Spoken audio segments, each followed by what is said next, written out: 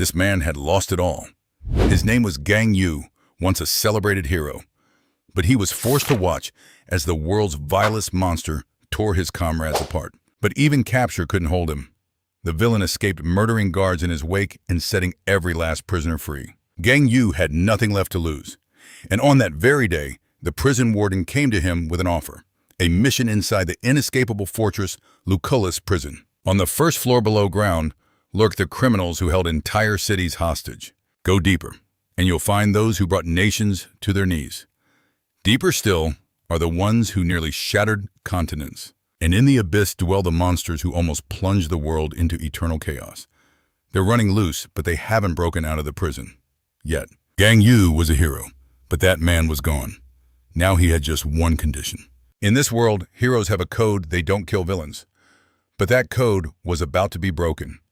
Gang Yu's mission was terrifyingly simple. Eradicate every single soul within the prison's walls. And so, the executioner's hunt for revenge began. The scene opens to a symphony of destruction, an entire city engulfed in ruins and flames. In the heart of the inferno stands our hero. Exhausted, gasping for breath, his body a canvas of wounds. He stands victorious over the villain finally brought down after a hellish battle. But the white-haired monster pinned to the ground just starts laughing, claiming he knew this would happen all along. With a twisted, mocking smirk, his eyes dart to the side. He gazes at a fallen comrade and sneers that the hero is nothing like those other pathetic weaklings. The camera pans out, revealing a field of fallen heroes, a grim testament to the battle's devastating cost. Rage boils within our protagonist, but the villain just tells him to shut his mouth. Even as he's being choked, the fiend has one last request: kill me. He declares that only a true hero is worthy of taking his life. But our protagonist, his voice laced with venom, refuses.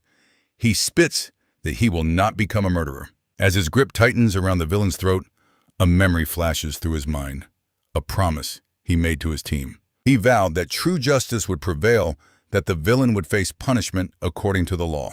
But a dark part of him screams in regret, a voice whispering that he should have ended the bastard right there and then. The scene shifts to a news broadcast announcing the capture of the monster who held the world in a grip of terror. With the final strike of a judge's gavel, the verdict is declared.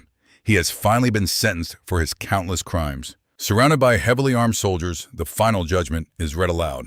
The sentence is death. We see a power suppression collar locked around his neck, yet a faint, chilling smile still plays on his lips. And with that, he is sealed away in the 5th basement level of Ruthless prison, a tomb built for the world's most dangerous criminals. Meanwhile, our hero watches the same news report. He grinds his teeth in anguish, hearing the names of the fallen heroes. So many of his comrades were gone. A joint funeral was already being arranged for them. His face is a mask of sorrow as he learns the ceremony is tonight. Disgusted, he slams the power button on the TV, cutting off a politician's empty words of thanks. Just then, a voice cuts through the suffocating silence of the room, calling his name. Gang Yu. It's a prison inspector who gently scolds him, saying he should be resting in bed, not glued to the TV. Our main character explains that this is his older brother Gang Ho, an officer who works at Ruthless prison. He calls out his brother's name, his voice trembling with pent-up emotion. Tormented, he chokes out that he knew what needed to be done, but failed to do it. His eyes glow with an unholy rage as he screams, "I should have killed Huang with my own hands." But his brother quickly tries to calm his fury. He reminds Gang Yu of the promise he made. In a sudden flashback, a fallen heroine's voice echoes, "Our job is to save people, not to take lives." She argued that they could never cross that line because even the worst villains deserve the right to a fair trial. But another teammate questioned her idealism, asking what would happen if they were the ones who died because of that choice. Even then, she stood firm, making them all swear an oath to never kill, no matter the circumstances. Our protagonist listened to it all in silence, his expression grave as he absorbed the weight of that promise. Back in the present, he admits to his brother that in the end, he agreed with her. He believed that criminals must be judged by the law and that it's the duty of officers like his brother to see it through. Hearing this, his brother reveals a crucial piece of news. Huang's execution is scheduled for next week, and he himself will be there to witness it. He tells Gang Yu that he's already done his duty as a hero. Now the rest is in the hands of the officers. But even with his brother's reassurance, a shadow of doubt and unease lingers on our hero's face. His brother then extends a hand, urging him to come and pay his final respects to their fallen comrades. The scene shifts to one of public mourning mixed with furious protests from citizens demanding the villain's head. At the solemn funeral, the two brothers say their goodbyes. And just like that, a week passes. A massive crowd gathers at the memorial, bidding a final farewell to the fallen heroes. The day of Huang's execution finally arrives, with him transported in a high-security containment unit, but a horrific truth is revealed. On that very same day, our protagonist's brother was murdered. In utter shock and despair, our hero can only cry out, wondering why fate had to be so cruel. The law failed. The criminal who deserved death walked free, while his brother, a simple officer, paid the price with his life. Utterly broken, he collapses before his brother's altar, drowning in a sea of grief. Suddenly, a voice cuts through the silence. "Are you Gang Yuyo?" He looks up to see a woman approaching him. It's been a while. She introduces herself as Seun Jo, the director of Ruthless prison, and asks for a moment of his time. Suspicion clouds his eyes. He stares her down silently, demanding to know what she could possibly want from him. In response, she offers him a tablet, a video already queued up on the screen.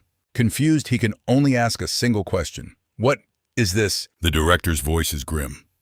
"It's a recording of the execution." On screen, the villain appears bound in heavy restraints, flanked by guards. A twisted smirk plays on his lips as he calls out to one of the guards, our hero's brother. "Hey, you look just like Gang Yuyo," he sneers. "You must be his brother, right?" The taunting continued. "Let me guess. Became a guard 'cause you're powerless. So who's the older one?" The main character's brother holds his tongue, refusing to rise to the bait. But the villain had another question for him. "Tell me," he asks, his eyes glinting. "How does it feel to take a life? After all, you're an executioner, just like me." The villain presses on. "I bet you've killed before. So what's it like for you?" He answers his own question with a chilling grin. "For me, it's the easiest thing in the world." The hero's brother is stunned, repeating the words in a horrified whisper. "Too easy." The villain elaborates, "A single touch," and they pop like soap bubbles. But the guard's composure finally cracks. "No!" He bites back, his voice filled with rage.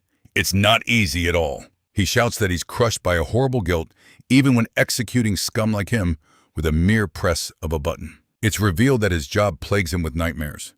In a haunting memory, a prisoner stares into his soul. "Deep down, you're a murderer, just like us." The prisoner's blood-soaked face breaks into a wicked laugh, driving the point home. "You're no different from any of us." Back in the present, he confesses that the faces of the condemned haunt his dreams every single night. The villain seems genuinely curious. "Then why do you keep working here?" The guard's answer is firm. "Because someone has to." It was his duty as an officer. With that, they prepare for the execution of the prisoner, Sunan Huang. The hero's brother asks the man if he has any last words. The villain just ignores him, his eyes filled with mockery. And so the guard announces the execution will now commence. Fingers hover over buttons as a countdown begins from 3. The count hits 1. Every officer presses their button in unison. Blinding light erupts from the electric chair, signaling its activation. Back in the present, our main character watches the footage, his face a mask of pure horror. The director explains that in that exact moment, a power surge hit Ruthless prison, plunging the entire facility into absolute darkness. The guards descend into panic, shouting about the blackout and the prisoner's status. But the protagonist's brother remains calm, his voice steady. "I knew this would happen." We learn an EMP blast disabled the prison. The villain now free sneers that he's the only one who can kill himself. Seeing the immediate danger, the hero's brother screams for everyone to get down. But it's too late. A wave of raw power slams into them. Guards are sent flying. Through the thick smoke, a lone survivor screams into his radio, pleading for backup. He tries to report that the prisoner has broken free, but his sentence is cut short. Suddenly, the villain is behind him, that sinister smile plastered on his face. The guard's head begins to swell grotesquely as he shrieks in agony. A terrifying laugh escapes the villain's lips. "Looks like it's about to pop," he says, savoring the moment. And in the blink of an eye, the officer's body explodes into a fine red mist, painting the walls crimson. Our hero's brother can only watch frozen in shock. The villain then turns to him, the sole survivor, and says, "You know, I have a theory. You're the older brother, aren't you?" he asks, his tone dripping with condescension. "Am I right?" Consumed by pure rage, the guard grabs his baton, screaming as he charges forward. But the villain stops the attack with a single hand, shattering his arm with sickening ease. The guard collapses, screaming in pain, now completely defenseless before his foe. The white-haired man gloats, "See, I knew I won my bet." But even broken, the officer spits that the villain will be punished by the law for his crimes. The prisoner just smirks, completely unbothered. With the last of his strength, the officer yells, "Justice will be served." He called the inmate a monster, but the true beast responded with pure savagery. The officer's body erupted in a gruesome explosion of gore. All that remained was his cap, falling onto the blood-soaked floor. With a twisted smile, the killer mused, "Go ask Yang Yu, who won the bet." Back in the present, our hero stared at the screen. The horrific footage left him paralyzed, stone cold. The director's voice cut through the silence. She explained that the situation inside the prison was now far worse. She revealed the EMP blast wasn't just an attack. It was a key. It had unlocked every cell, releasing the most dangerous criminals imaginable. And to make matters worse, their power-suppressing collars were all offline. The good news, the mass breakout was stopped. The bad news, countless officers were now trapped inside with them. Rage blazed in his eyes. He demanded to know who was behind the attack, but the director could only say the matter was still under investigation. She then offered an apology for making such a request on the day of his brother's funeral. With that, she extended the official mission, suppress the riot at Ruthless prison. He accepted without a moment's hesitation. But he had one condition.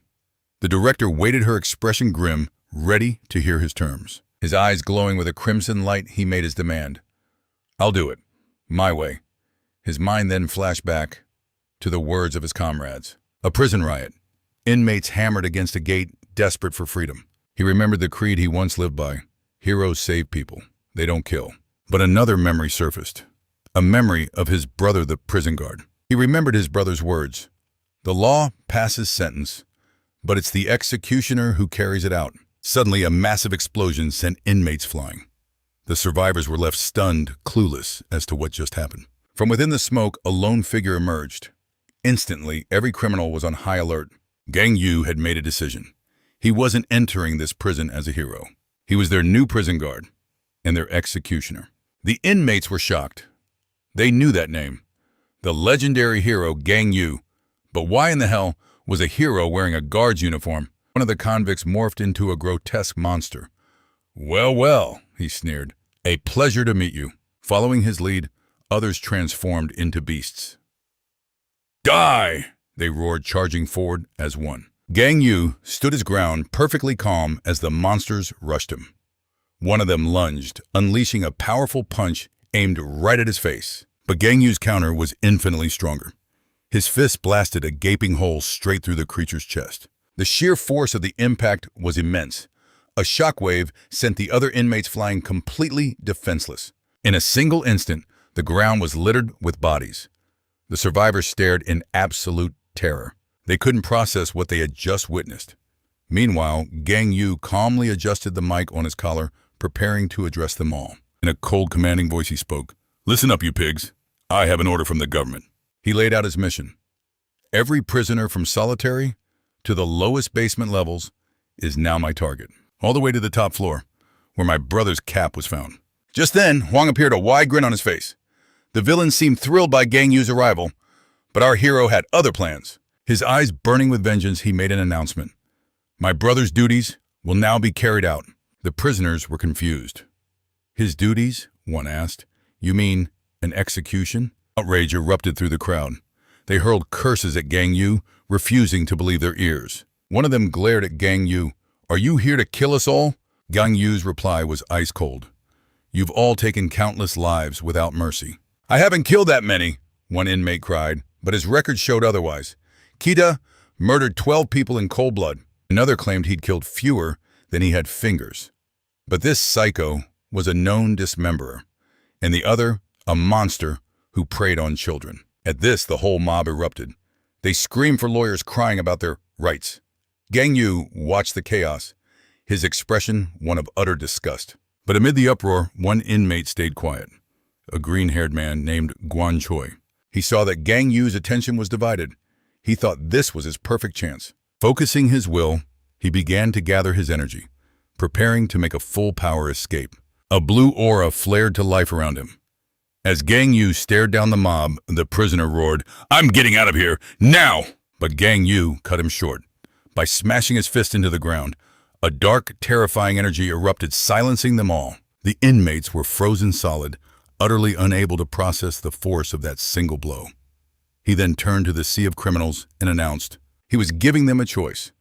Option 1, reattach your restraints and await your execution in your cells. Option 2, die right here by my hand. Terror gripped the prisoners, but one of them found the whole display laughable and started to mock Gang Yu. He rallied the others, screaming that fighting was their only real choice. The man argued that if they were dead anyway, they might as well die fighting. With a smirk, he said the negotiation made no sense, but our hero warned him this wasn't a negotiation. It was the last shred of his mercy. Realizing he was serious, the prisoners began to panic, frozen by fear. One convict even cried out that he'd put the device back on, surrendering completely. But the rebellion's leader shouted, for all to hear, using a strange power to command their attention. Instantly, every inmate turned toward him, hanging on his every word. He reminded them that Gang Yu was just one man and couldn't possibly handle them all. The leader even boasted that he'd killed a hero before through teamwork. Hearing this, the other prisoners stirred. With excitement, a flicker of hope in their eyes, he roared at the crowd, telling them to charge forward and claim their freedom. But Gang Yu stared at him, his gaze ice cold. "So you're the trash the director mentioned." In a flashback, the director explained that the prisoners of Ruthless were sorted by threat level. The ground floor, for instance, housed over 300 dangerous serial killers. The first basement held over 100 criminals who had put entire cities in jeopardy. In the second basement, there were more than 30 who had threatened the entire country with their crimes. The third floor held 10 individuals who had brought a whole nation to its knees. And on the fourth, there were 5 maniacs who were a threat to an entire continent. On the highest level was Huang and 2 others who had nearly destroyed the world. The director warned him that he wouldn't face everyone, just a select few. She continued her explanation, revealing the prisoners had a very bizarre peculiarity. The scene cuts to the second basement, where a group of religious fanatics appears. With eerie smiles, 2 women tell someone to confess their sins. The scene then jumps to the 5th basement, where Huang finds a mysterious woman sitting alone. He approached her, a power core in his hand, questioning her presence. It's revealed they don't get along, and the villain jokes that he didn't expect to have company. With a wicked smile, he says he can now have some fun killing time until Gang Yu shows up. But the director warns that the ground floor is different, far more organized. She explained that every prisoner on that floor was united by a single man, their leader. And then she showed a photo of the man revealing the leader of the rebellion. His name is Hillison, and he possesses the power to strengthen his allies with just a shout. Back in the present, Gang Yu recalls that he attacked a hospital and murdered 8 people, but Hillison corrects him on the spot. With a chilling smile, he says the number was actually 10. With a psychopathic look in his eyes, he explained that the heroine he killed was pregnant with twins. Hearing this, our protagonist fell silent, pure unbridled hatred carved onto his face. He then activated his communicator, calling the director as he prepared for what came next. Gang Yu asked how resistant the prison was, and she guaranteed its structure could withstand absolutely anything. With that confirmation, he declared that he no longer needed to hold back. But the rebellion's leader thought it was all an empty threat. Doubting Gang Yu's power, he taunted him, saying the hero was useless on his old team and only defeated Huang by a fluke. With a malicious smile, he threatened to send him to the same place as his friends. With that, he unleashed his power and roared, a red aura exploding from his body to strengthen everyone. The other prisoners were instantly thrilled, feeling the incredible surge of power they were receiving. The leader himself bragged, feeling an overwhelming strength he had never experienced before. With a face full of hatred, he readied the charge against our protagonist. He gave the order, sending everyone rushing forward, screaming for them to take Gang Yu down, but the protagonist instantly retaliated with a single punch that unleashed a storm of dark energy. The blow was a direct hit, completely disintegrating several prisoners with its absurdly lethal power. The survivors collapsed to the ground in sheer terror, and the leader was left utterly speechless, his mind reeling in shock. The scene pans over dozens of bodies as the man screams, wondering what in the hell that power was. Suddenly, a dark and sinister energy began to manifest around Gang Yu. He then shot forward again with impossible speed, ready to finish off the rest. With a single stomp, he shattered the ground, showing that the next attack would be even worse. The dark energy then exploded with its full might, unleashing a world-shattering wave of power. The floor outside the entire prison trembles to its very foundations. Inside a cell, a masked prisoner begins to shake uncontrollably. He feels the shock wave, his eyes wide with absolute terror at the power he senses from afar. Amidst the chaos, the leader screams in despair, "Could that really be Gang Yu?" Lying in the rubble, he looks around horrified with no clue what is happening. And then our main character, Gang Yu, levitates in the air, surrounded by writhing tendrils of dark energy. It was clear he had awakened a new power. As he prepared for battle, the panicked leader shrieked at his men to stop Gang Yu at all costs. With a clenched fist, he focuses all that energy into a single point, finalizing Mode 1. In a flash, the shadowy tendrils shoot forward, impaling every single prisoner in their path. Their bodies are launched into the air, torn asunder, and sliced in two. The rebellion leader can only stare, his mind refusing to accept the scene before him. In his last moments, he whispers, "This can't be real," before his existence fades to nothing. Finally, the bodies of the slaughtered prisoners rain down from the sky. As Gang Yu watches, he floats above the mountain of corpses he created, his face in a motionless mask. Over the comms, he coldly reports that all ground floor prisoners have been eliminated. He then states he's heading for solitary confinement, his next objective. Looking down at the carnage, he wonders just how many he had to kill to reach this point. Was it dozens or maybe hundreds? His hand practically sizzles with dark power. The scene cuts to solitary confinement, where he finds two more prisoners and gives them an offer. He warns them plainly, "Put the suppression device back on or die where you stand. No second chances." One of the inmates erupts in fury, tells him to go to hell, and lunges forward to attack. But the protagonist strikes back instantly, recalling the warden's words. There were about 300 inmates on this floor. The other prisoner watches in pure horror as his partner is defeated in less than a second. Terrified, the man gives up on the spot, screaming that he'll put the device back on. Gang Yu simply tosses the device to the ground, telling him to come and get it. The prisoner crawls forward with his hands outstretched, begging him to just hand it over. But it was a pathetic trap. The man suddenly roars, "Like hell I will!" Unleashing a burst of purple energy. With a shout, he fires a powerful blast, hoping to catch the protagonist off guard. He then breaks into laughter, asking what kind of fool would ever put that thing back on. Gang Yu just observes, reminded of a villain he once fought. It's explained that a member of the Equity organization pitied those without close combat powers. In the flashback, that villain once said that those who fight from a distance will never know the pleasure of crushing an enemy with their own hands. Back in the present, Gang Yu wonders if this feeling the inmate has is what they call ecstasy. With a single punch, he shatters the man's skull, remarking that it feels just like cracking an egg. After dealing with the trash, he walks to a panel and presses the button to descend. The door groans open, revealing Gang Yu's silhouette to another prisoner. The masked man is visibly startled, and the protagonist says he figured there was a reason for all this noise. He faces the prisoner, stating flatly that he was the mastermind behind this entire incident. With a cold gaze, Gang Yu asks if it's been about 3 years since they last met. The man is revealed to be Chuck Fielder, a cannibal who asks if the protagonist remembers him. He gets to his feet and eyes the uniform, commenting that Gang Yu found a new line of work. But our hero warns that he doesn't look so well and offers him the same choice: surrender or die. The cannibal just smiles, saying he knew they would meet again as he recalls his old team. In a flashback, we see the villain tied to a pillar after his capture. The scene shows Gang Yu's team looking on in horror at a boiling pot filled with human remains. Filled with disgust, the protagonist glares at the villain, who mockingly asks, "What's wrong?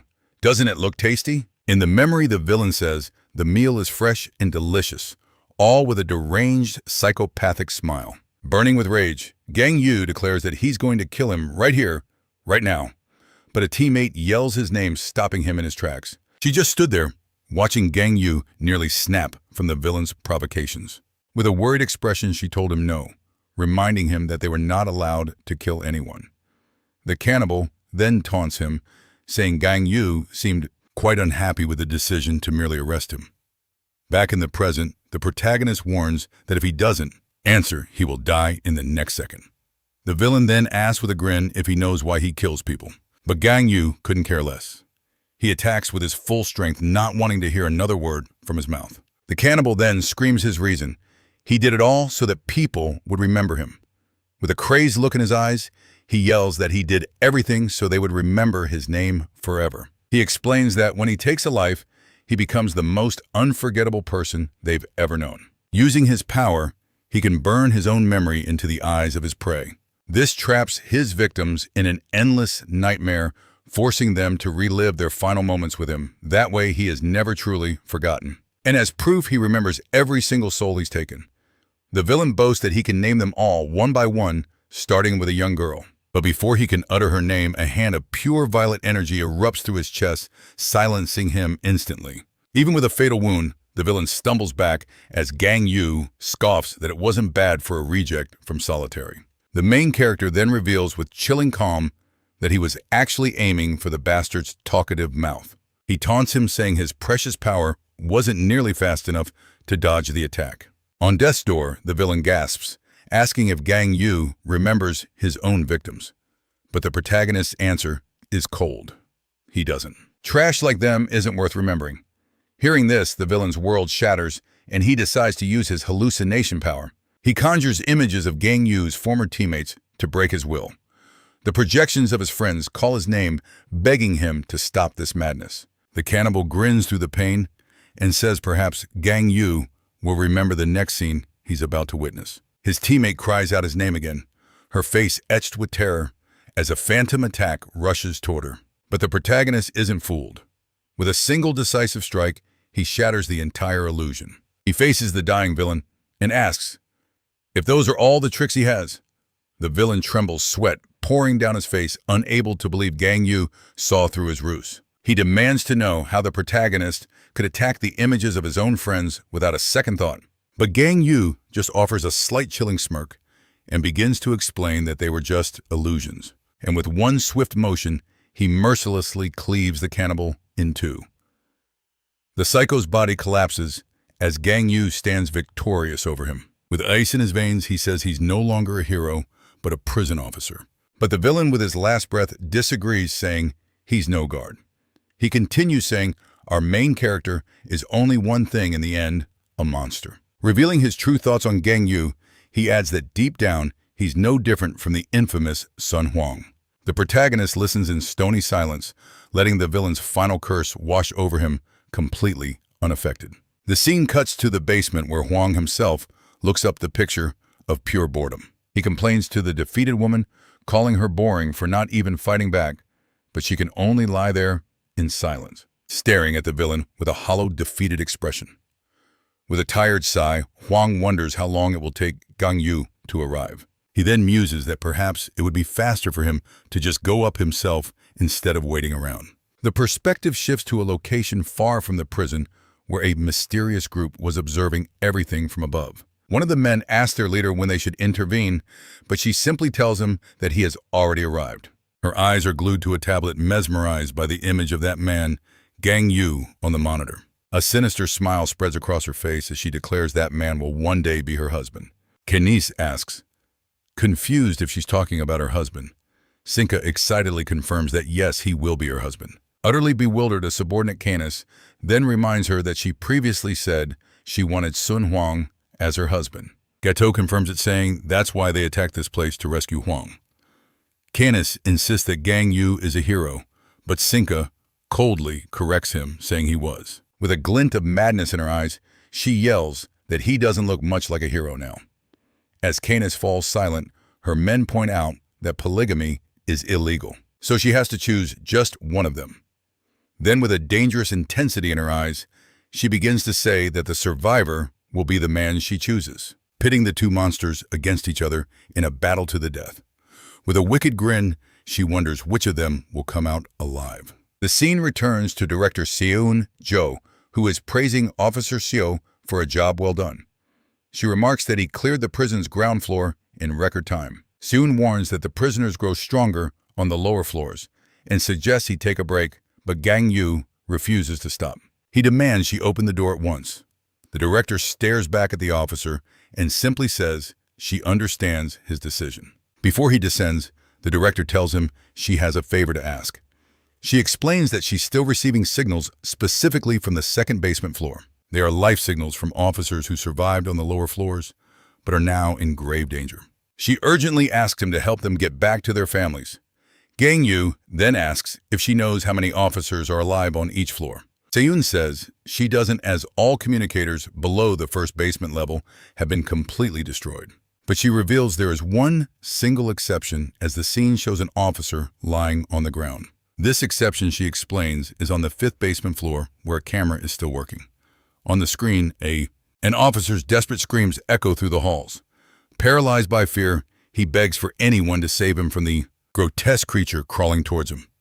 Just then, Sunan Huang appears, a cruel smile on his face, as he chokes out a muscular inmate. With a single savage motion, he shatters the surveillance camera. Huang smirks at the broken lens, fully aware that someone was being forced to watch the unfolding chaos. Back in the present, Gang Yu declares he's on his way as the guards brace themselves. Through the comms, Director Seun grants him access, opening the path to the lower levels.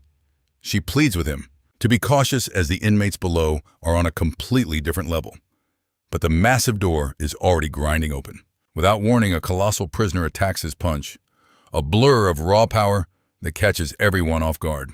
He scoffs at them, gloating that a sucker punch always works and that they knew he was coming. Upstairs, the director screams Gang Yu's name in terror, but a calm voice suddenly cuts through her panic. A voice that tells her not to worry about him, but about herself. The red-haired prisoner materializes behind her like a ghost, leaving her completely frozen in shock. In one fluid movement, he wraps his hand around her throat, whispering that he's finally caught the director. His grip tightens as he snarls, promising to wipe that arrogant look off her face for good. He bellows to the others that he has their prize and that they can all have their turn with her. But suddenly, an unnatural chill runs down his spine, and his words die in his throat. He glances back and sees a hallway littered with corpses, a sight so gruesome it leaves him utterly stunned. The inmate is bewildered, breaking into a cold sweat as the horrifying reality of the massacre sinks in. In that instant, Gang Yu emerges from the shadows and descends upon the prisoner, holding the director hostage. Before the villain can even blink, his body is torn to shreds with no time to even mount a defense. Gang Yu's relentless assault continues his dark power, completely disintegrating the prisoner's body into nothing. The director collapses to the floor, terrified, but flooded with relief at her last-second rescue. With a blood-splattered face, Gang Yu warns her not to be anywhere near him when they breach the next floor. He glances at the carnage around them and states that this place is no longer safe for her. He repeats his warning, his gaze cold and serious, stressing that her presence is now a liability. Director Seun looks away in shame and says she understands, but as he turns to leave, she calls out his name one last time. She warns him that the villain Tomoki, the one he personally captured, is in solitary on the first basement floor. Gang Yu simply stares into the abyss below and replies coldly that he already knows. The scene cuts to the first basement floor's solitary wing, where the very ground is already fractured. Inside, the inmates hear the commotion. One of them assumes their allies have broken free, but the villain Tomoki appears with a mocking smile, calling them a bunch of idiots. Perched atop a dead guard, she says none of them could ever make that much noise. She explains that she told them to stay quiet, but they just wouldn't listen, boasting about her superior intellect. Tomoki then taps her, own head sneering that they're called villains because they lack a brain. A giant inmate roars in fury, cursing her for the blatant disrespect. He threatens her life, but Tomoki just cackles, doubting he has what it takes. Another villain chimes in saying they've only ever killed ordinary civilians and asks if she's ever faced a real power user.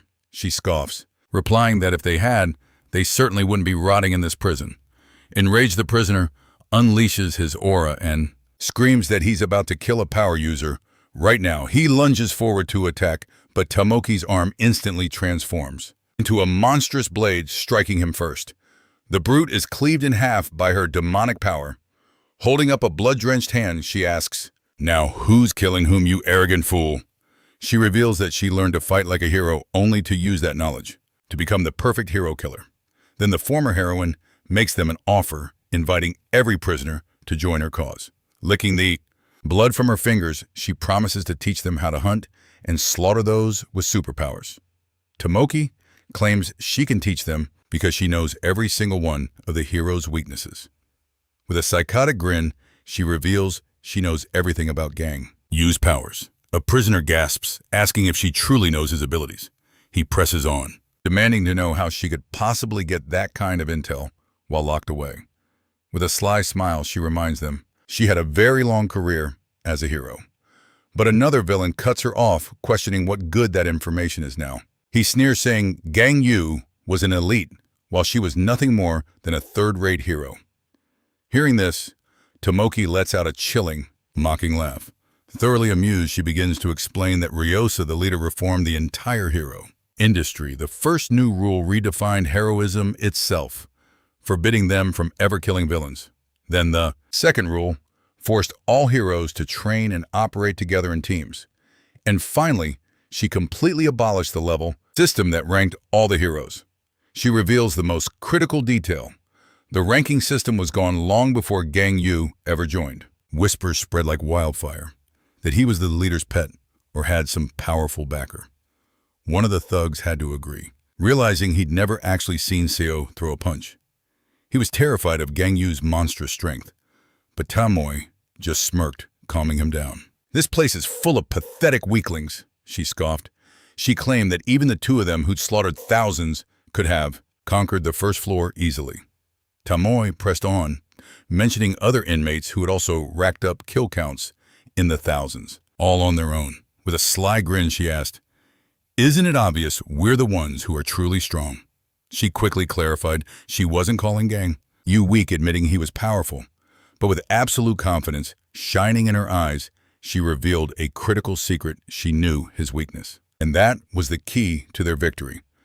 Another prisoner voiced his doubts, but she shot him a look that made his question feel utterly foolish.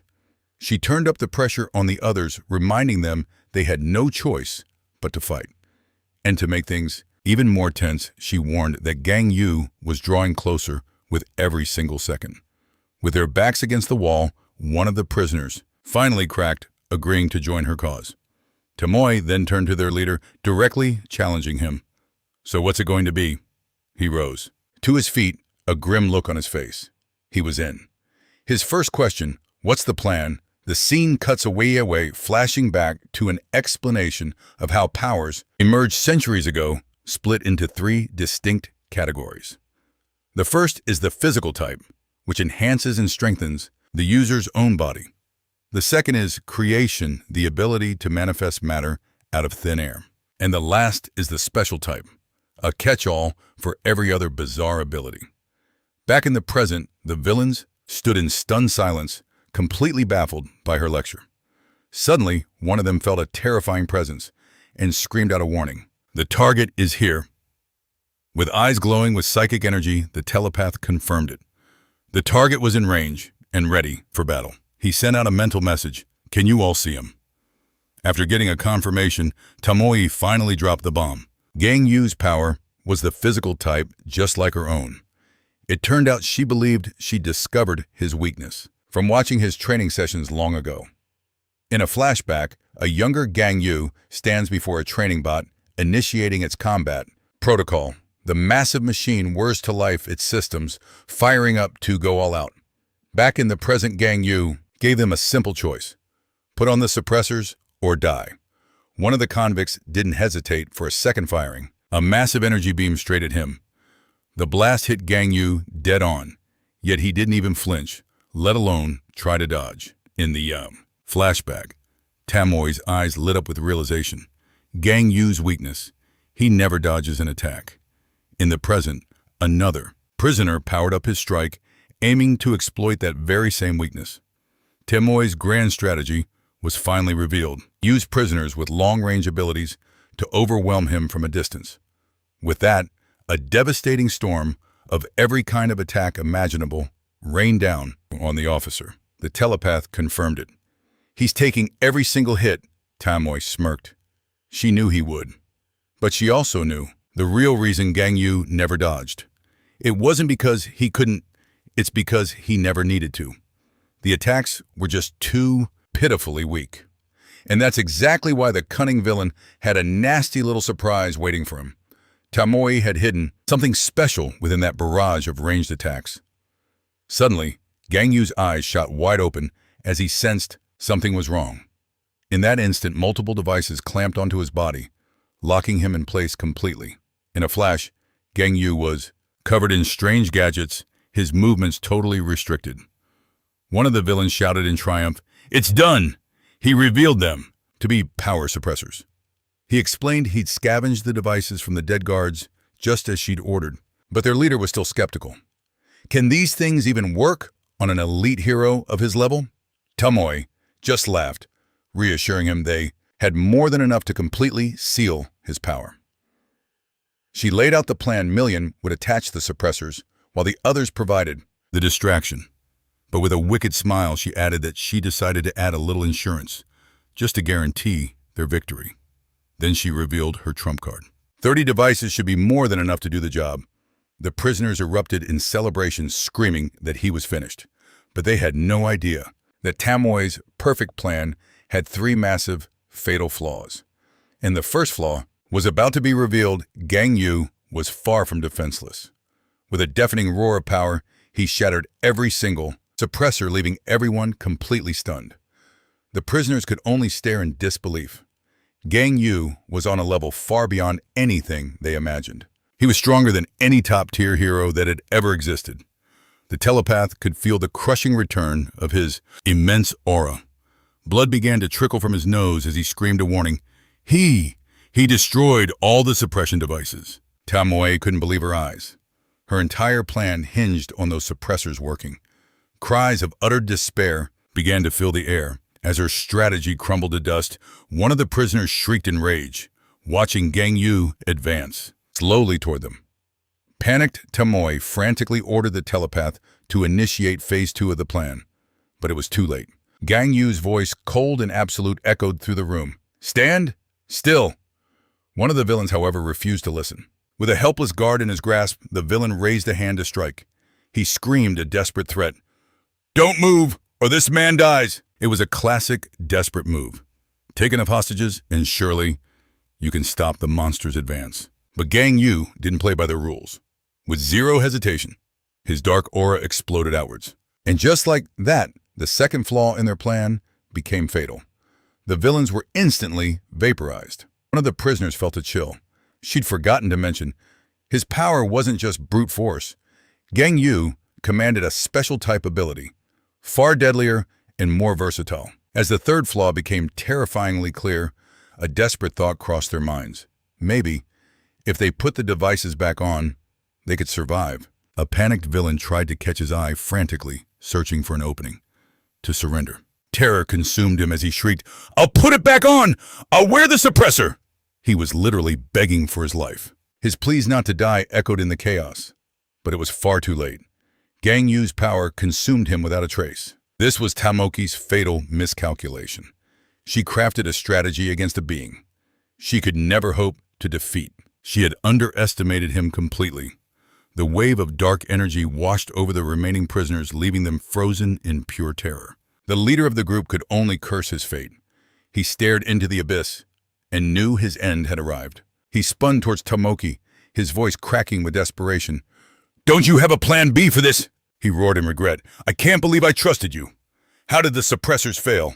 I'm surrendering. I want to live." But Tomoki cut him off with a vicious snarl. "Shut your mouth!" With a shriek of pure rage, her arm transformed, striking him from behind. "Do you really think you're better than me?" she screamed, her voice filled with venom. She stood over his broken body, striking again and again. "We used enough suppressors to take down an elite hero." Her mind reeled in disbelief. How did he shatter all of them? Why has he never shown this power before? Tomoki's sanity finally snapped. "None of this makes any sense," she screamed. But a sudden noise behind her cut through the madness. She whipped around startled. It was a guard, desperately crawling away trying to escape the carnage. The officer saw her gaze and his face contorted in fear. He started screaming for someone, anyone to save him. Just as she lunged with her monstrous arm, a flash of darkness severed it clean off.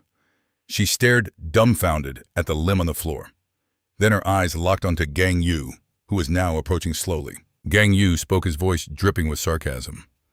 "Well now, look at the great hero Tomoki." He paused. "Ah, my mistake. Just a prisoner. Any last words?" With all hope lost, a broken laugh escaped her lips. "Well," she admitted, "I'm completely and utterly screwed." "Is that all?" Gang Yu's gaze remained ice cold, but Tomoki ignored his question, a strange look in her eyes. "Tell me, is it true? Are all the heroes from Equality dead?" He confirmed her suspicions with a simple nod. And then she began to laugh, a genuine, chilling laugh. "I see," she whispered. "Now I finally understand." Her mind connected the dots with terrifying clarity. "My sister, Tommy, she was one of them. That means she's dead too, isn't she?" At the mention of her sister, Gang Yu's face remained a cold, unreadable mask. A sound of pure relief, a final twisted laugh escaped Tomoki's lips. "So, my dear sister is finally gone." A genuine smile spread across her face. "I warned her," she said almost fondly. "I told that fool not to play hero." Her tone shifted, becoming a venomous accusation. "The other heroes, they don't know you are a killer for Equality, do they?" She leaned in, twisting the knife. "Rauzia must be spinning in her grave right now." That was the last straw. Gang Yu's patience shattered. "Are you done?" he asked, his voice dangerously low. The scene shifts. For Tomoki, something had always felt wrong with the hero industry. It was a feeling that dawned on her the moment she became a true hero. This simple idea, that heroes just hunted villains, began to eat away at her. In a memory from the past, Gang Yu confronted a thug with a hostage. "Stay right where you are," he commanded. The villain shrieked back, "Try anything and she dies." But the hero completely ignored the hostage's life and sliced the villain in two, right in front of the terrified woman. A cold, satisfied smile touched his lips. His only announcement, mission successful. Back in the present, we learned Tomoki became a hero for a very simple reason. Another flashback. She's holding hands with her younger sister, Tommy. Her sister's eyes are wide with admiration. "You're such an amazing hero, big sister." Unlike Tomoki was born without powers. She was fragile and always needed someone to protect her. But there was a subtle darkness in their relationship, something that gave Tommy pause. Tomoki lived for her sister's praise, but beneath the surface, a sinister side was brewing. As a hero, her daily duty was straightforward. She was meant to save people like the grateful woman thanking her for her life. But her motivation wasn't justice or the greater good. It was something else entirely. She saved others simply to feel the rush of superiority over normal, weak humans. Then one day, on a mission, she crossed a line. She killed a villain, and everything changed. That single death gave her a feeling of absolute power she'd never known. A twisted, insane smile crept onto her face. She realized killing felt incredible. And after that first taste of blood, Tomoki simply couldn't stop. A dark grin became her new normal. She didn't just enjoy killing villains anymore. Her new thrill was hunting her fellow heroes. She targeted the weaker ones, savoring the feeling of absolute dominance. What she truly loved was that final look of shock and betrayal in their eyes as life faded. They all pleaded for their lives, and every single one of them died with that same terrified expression, a feeling of pure despair. And Tomoki absolutely reveled in that feeling. But no sin goes unpunished.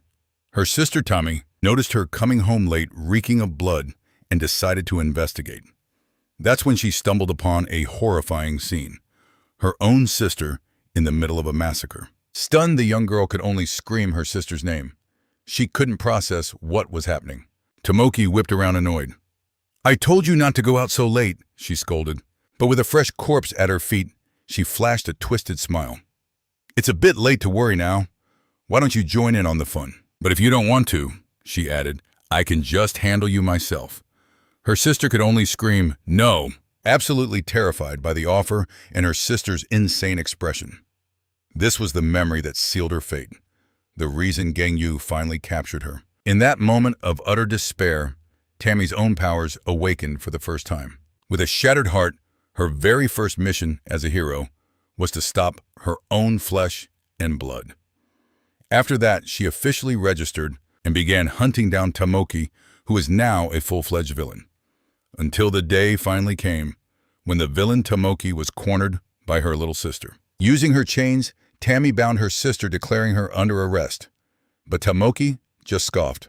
"Don't call me a villain. It's so annoying." She acknowledged her sister's power, but smirked. "It's a shame it isn't a physical type." Tomoki pitied those without raw strength like hers. With a wild laugh, she sneered, "They'll never feel the pleasure of crushing someone with their bare hands." Filled with righteous fury, Tammy retorted, "You'll never understand. You are not my sister anymore." Back in the present, the villain asked Gang Yu about Tommy's death. Did she die peacefully? She wanted to know. The question made Gang Yu pause. It was revealed that Tommy fell during the Great War against the villain Sun Huang. With her last breaths, the fallen hero could only whisper, "It hurts. It hurts so much." And as she faded, she begged to be saved, calling out her sister's name, Tomoki. Gang Yu finished his story. "The last name she ever spoke was yours." Tomoki instantly regretted asking. Silence fell as the news hit her like a physical blow. But as her arm regenerated, she snarled. That story left a disgusting taste in my mouth. Her body began to transform. A really, really bad taste. With a roar of pure rage, she launched herself at him, putting everything into one final attack. But he effortlessly dodged her blade. The ease of his defense shocked her. He seized her arm in an iron grip. She screamed in agony, unable to break free. Then Gang Yu delivered a lightning-fast kick. He slammed her into the wall with devastating force. Tomoki clawed her way out of the rubble, charging again with pure hatred in her eyes. But Gang Yu met her with a single powerful punch to the gut, ending the fight instantly. The impact made her cough up blood, her transformation fading as she crumpled to the floor. The villain returned to her normal form, falling to her knees in total defeat. "You're a death row inmate," he stated flatly, "but killing the family of a former colleague feels wrong." Gang Yu stared down at her, his expression grim, contemplating his next move. With a weak smile, she tried her luck. Then, "Please spare me." "You promised you wouldn't kill," she reminded him. But he warned her, "I'm not a hero anymore." Still, the villain desperately begged for her life, her composure completely shattering into panic. "I don't want to die," she shrieked hysterically. "Listen to yourself," he said coldly. "That's the same thing every one of your victims pleaded." His gaze was merciless. "And what was your answer to them?" Trapped with no way out, Tomoki could only let out a bitter laugh and a curse. She knew it was over. Then Gang Yu gathered dark energy in his palm, preparing the final strike to end her pathetic existence. His battle with the inmates sent shockwaves through the entire prison. To some, the sounds of combat were a beautiful symphony, leaving Sinka absolutely thrilled by the chaos. But to others, like a hiding officer, the noise only amplified their terror. The tremors from the fight rumbled through every single floor, capturing more and more attention. And all that sound sparking different reactions in everyone finally reached the ears of a certain individual. For Sungan Hang, the sounds of battle were a thrilling invitation. Eager for their fated meeting, Hang announced, "I can't wait any longer." Impatient, with a crazed smile spreading across his face, Sungan Hang declared he was on his way up to meet Gang Yu personally. Just then, a powerful blow sent him crashing into a wall. Wong was stunned by the force. Now that, he muttered, was a nasty jolt. Suddenly, a colossal man appeared. "Are you bored down here, little man?" he asked with a gentle smile. The prisoner Kingston offered, "How about I play with you for a while?" Sungan Hang scoffed at the old man. "You look pretty intimidating," he mocked. But Kingston just chuckled. "I'm just an old man who likes to play with kids." Meanwhile, in the control room, the guards were screaming for Director Seonjo. "What is it now?" she asked, exasperated. They simply told her to look at the monitor. Down on the 5th sub-level, the situation intensifies. A guard reports the inevitable Kingston and Shungun have finally met. To the director, this is exactly what she wanted. Director Seon smirks. For her, this means one of them won't be walking away. She's betting on Kingston. She explains that he is a manageable monster compared to Shungun, a lesser evil she can live with. But her cold confidence shatters as she sees something on the monitor that doesn't make any sense. The director freezes. Why is that woman just floating there, suspended in midair? Down on the battlefield, Shungun taunts the old man. "Are you finally ready to play?" Kingston's reply is a low growl. He has no interest in the small fry, his eyes burning with intent lock onto Shungun, making his true target crystal clear. "You are the only one I'm here to play with." A terrifying truth is revealed. Kingston was Roculus Prison's very first inmate and its oldest legend. But his legacy wasn't forged from mountains of corpses like the others. No, his tale was far stranger. The reason for his eternal damnation was for killing just 3 people in his entire life. His first victim, none other than the legendary Keikis, the most feared and sadistic tyrant of that era. His next 2 were Clark and Hyo, the world's most celebrated hero duo. They say a ghost appeared from nowhere and single-handedly erased the 3 strongest beings on the planet. With their blood on his hands, he turned to the terrified soldiers and asked, "Does this make me the strongest now?" But his face was a mask of pure disappointment. It was all so boring. The narrator explains that despite being a world-ending threat, his low body count and voluntary surrender bought him 30 years on death row. And now this legend proposes a game to the new monster. Shungun scoffs at the notion, but accepts the old man's challenge. He accepts. And in an instant, his power erupts, lifting every guard and prisoner helplessly into the air. A terrifying blue aura consumes the chamber, a cage of pure telekinetic force. Without a second thought, they all just pop. A rain of blood and gore soaks the floor. He turns back to Kingston, a twisted smile on his face. "All right, old man, let's play." Pure sadistic glee shines in his eyes. He unleashes a torrent of crimson energy that tears through the air toward Kingston. But the old man is a blur, weaving through the deadly blasts and preparing his counter. His fist tightens, a promise of raw power that time could not steal. Then with an open palm, he begins to warp the very air around him, compressing the scattered remains into grotesque spheres. With a deafening boom, his attack detonates, unleashing the horrifying scale of his power. As the dust settles, the 2 monsters lock eyes, the air heavy with tension and the stench of blood. Kingston breaks the silence. "I thought you were a telekinetic," he muses, "but your fighting style tells a different story. Do you have any other tricks?" But Shungun just sighs. "I've changed my mind. This isn't fun anymore," he declares. "There's no thrill in crushing some dusty old fossil." Hearing this, a fire ignites in Kingston's eyes. He calls the boy an arrogant little brat. "I've seen countless fools like you," he says, his voice dripping with contempt. "Kings of their own tiny little worlds." Then he stomps. The ground beneath him erupts as a shockwave of pure force shatters the entire level. Kingston finishes his lesson. Their pathetic ego is always their downfall. Back in the control room, chaos reigns. A guard screams in terror as the entire facility quakes. "The structure is collapsing," he shrieks. But Director, Seon snaps at him to get a grip. "This prison has 20 layers of reinforced walls," she states calmly. "It can handle this." But down below, Kingston's eyes gleam. "Time to change tactics," he declares, and he lunges, promising to teach the brat some respect. He moves with impossible speed, so fast Shungun can barely register his movement. In a flash, Kingston is on him, his leg cocked back for a devastating kick. The impact is catastrophic. A sonic boom tears through the entire sub-level. In the control room, the shockwave sends monitors flying. Inspector Ganghos rushes in right into the middle of the panic. He demands to know if everyone's all right. A guard, eyes glued to the screen, just wants to know who won. But the director's face is grim. She gravely warns them who won is the least of our problems now. Below, Shungun gapes at the absolute devastation. A gaping maw has been torn through the prison's defenses. A guard's voice trembles over the comms. That last attack, it blew through. All 20 layers of containment. The director's composure finally cracks. Her face goes pale as she realizes they are utterly screwed. But Shungan is actually impressed. A genuine smile spreads across his face as he thinks, this could get interesting. He sees the escape route Kingston created and considers a grand exit. But just then, a new voice cuts through the silence. It calmly suggests that chasing the old man would be a waste of time. A mysterious group appears from the shadows. Their leader, Sinka, steps forward. She suggests it would be far more fun to stay and chat with her instead. In the command room, utter confusion. Who the hell are these people? Shingan turns to face the newcomers, his surprise evident. And just who are you supposed to be? He asks. With a faint smile, Sinka replied, You'll learn more about me if we talk.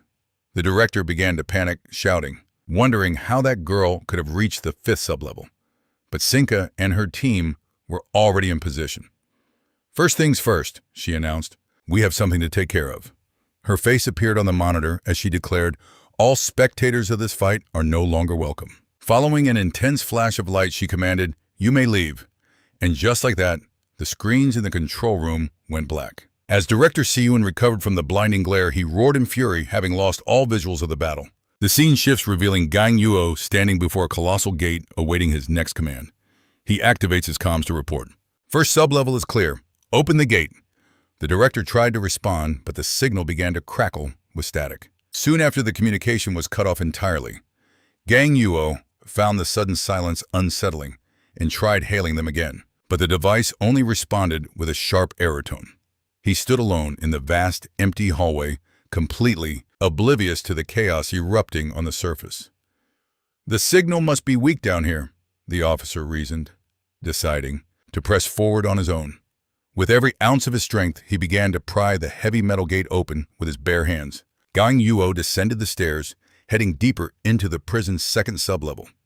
But unlike the floors above, which reeked of blood, this corridor was eerily different. The air was clean, putting the officer on even higher alert. The area was completely deserted, no prisoners, and not a single body on the ground. Everything was far too clean. Until a sudden scream shattered the silence, signaling imminent danger. A female guard was running for her life, yelling for a group of strange creatures to get away from her. The monsters made of pure flame were about to catch her as she screamed for them to stay back. She sprinted toward Gang Yuo, who stood frozen, trying to comprehend the chaotic scene. The woman's eyes widened in recognition. Gang Ho! She yelled, stunning the officer. But one of the creatures took advantage of the distraction, lunging to attack the guard from behind. Instantly, Gang Yuo unleashed a wave of dark power, annihilating the monster before it could reach her. As the creature vanished into thin air, the guard, now on the mom floor, looked up at him, unable to process what had just happened. He turned to her with a grim expression and asked, Are you okay? Overwhelmed with relief, the woman threw herself into his arms, hugging him tightly and crying out his name again. I thought you were on the 5th floor, she exclaimed. That power you used was incredible. But he gently pushed her, away, preparing to correct her mistake. With his eyes glowing faintly red, he revealed, I'm not Gang Ho. I'm his brother. The guard was in absolute shock. You're the famous hero Gang Yuo, the brother I've heard about. She found it odd that he was wearing an officer's uniform, and he instantly realized she must be Gang Ho's colleague. Gang Yuo warned her, this place isn't safe for us to talk. His tone was serious, but she just called him brother-in-law, making the situation even more bizarre. The guard laughed and said, we haven't been properly introduced, as she prepared to present herself. With a bright smile, she extended her hand and announced, I'm going to be your future sister-in-law. I'm Gang Ho's fiancé. Gang Yuo was completely stunned, frozen solid by the news, and at a total loss for words. Meanwhile, in a cell on the 2nd sublevel, a mysterious voice called out to Mel. A boy named Miel commented with a smirk, It seems we have an intruder among us. Indeed, Mel confirmed. The two were already well aware of our hero's presence. Miel then wondered, how many sins has this invader committed? Glancing at the tortured prisoners, Miel reported, the outsider killed my dog, referring to the fire creature from before. With an ice-cold gaze, Mel replied, if that's the case, then it's simple. The intruder is going to hell. Back in the hallway, Jia Hong remarked that she had only ever seen Gang Yuo in photos and videos. Beaming, she introduced herself as Jia Hong and complimented him. "You're much more handsome in person." He replied, "My brother mentioned a girlfriend, but nothing about a marriage." She was ready to tell him everything. She then pointed to her stomach with an excited glow on her face, prepared to share the big news. She revealed, "Your nephew or niece is already growing right inside here."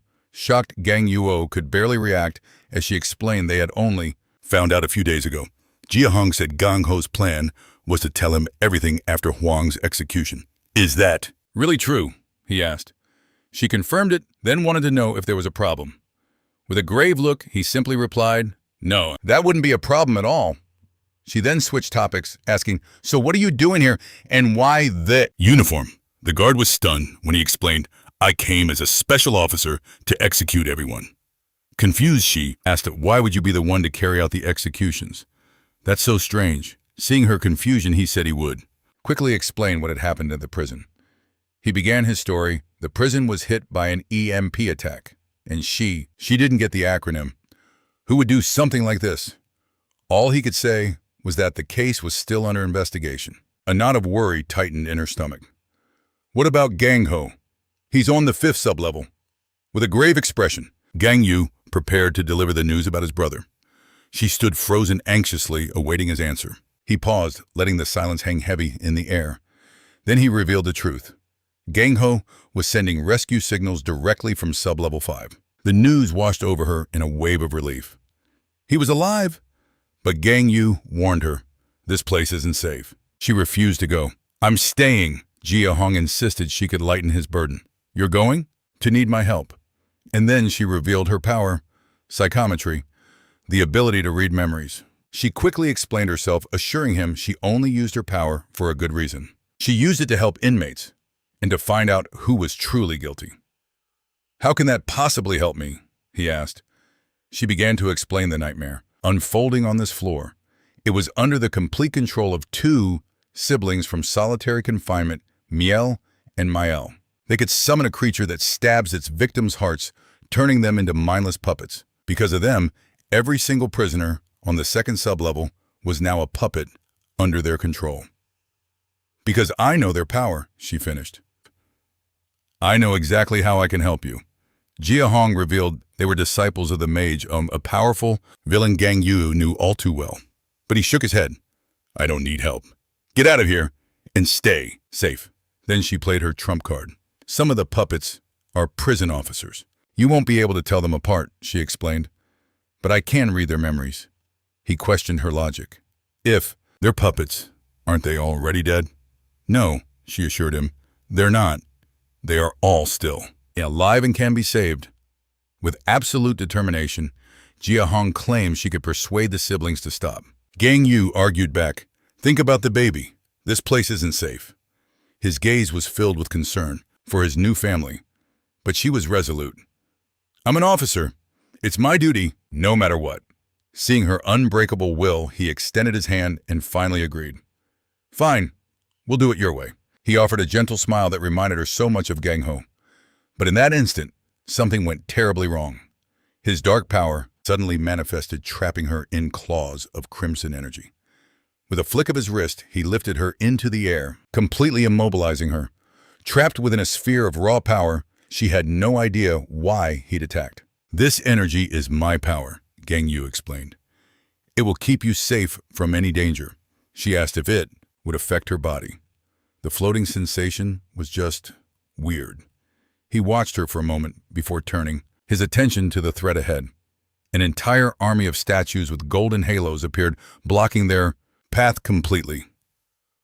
From inside her energy bubble, Jia Hong shouted a warning. "This is the power of Miel, the older brother. More officers have been captured." He cut straight to the point. "Which ones are the real guards?" The young woman focused, closing her eyes to prepare her special ability. Her eyes began to glow an ethereal purple as she activated her psychometry, reading the statue's memories. Her gaze swept across the entire army, searching for the minds of her colleagues.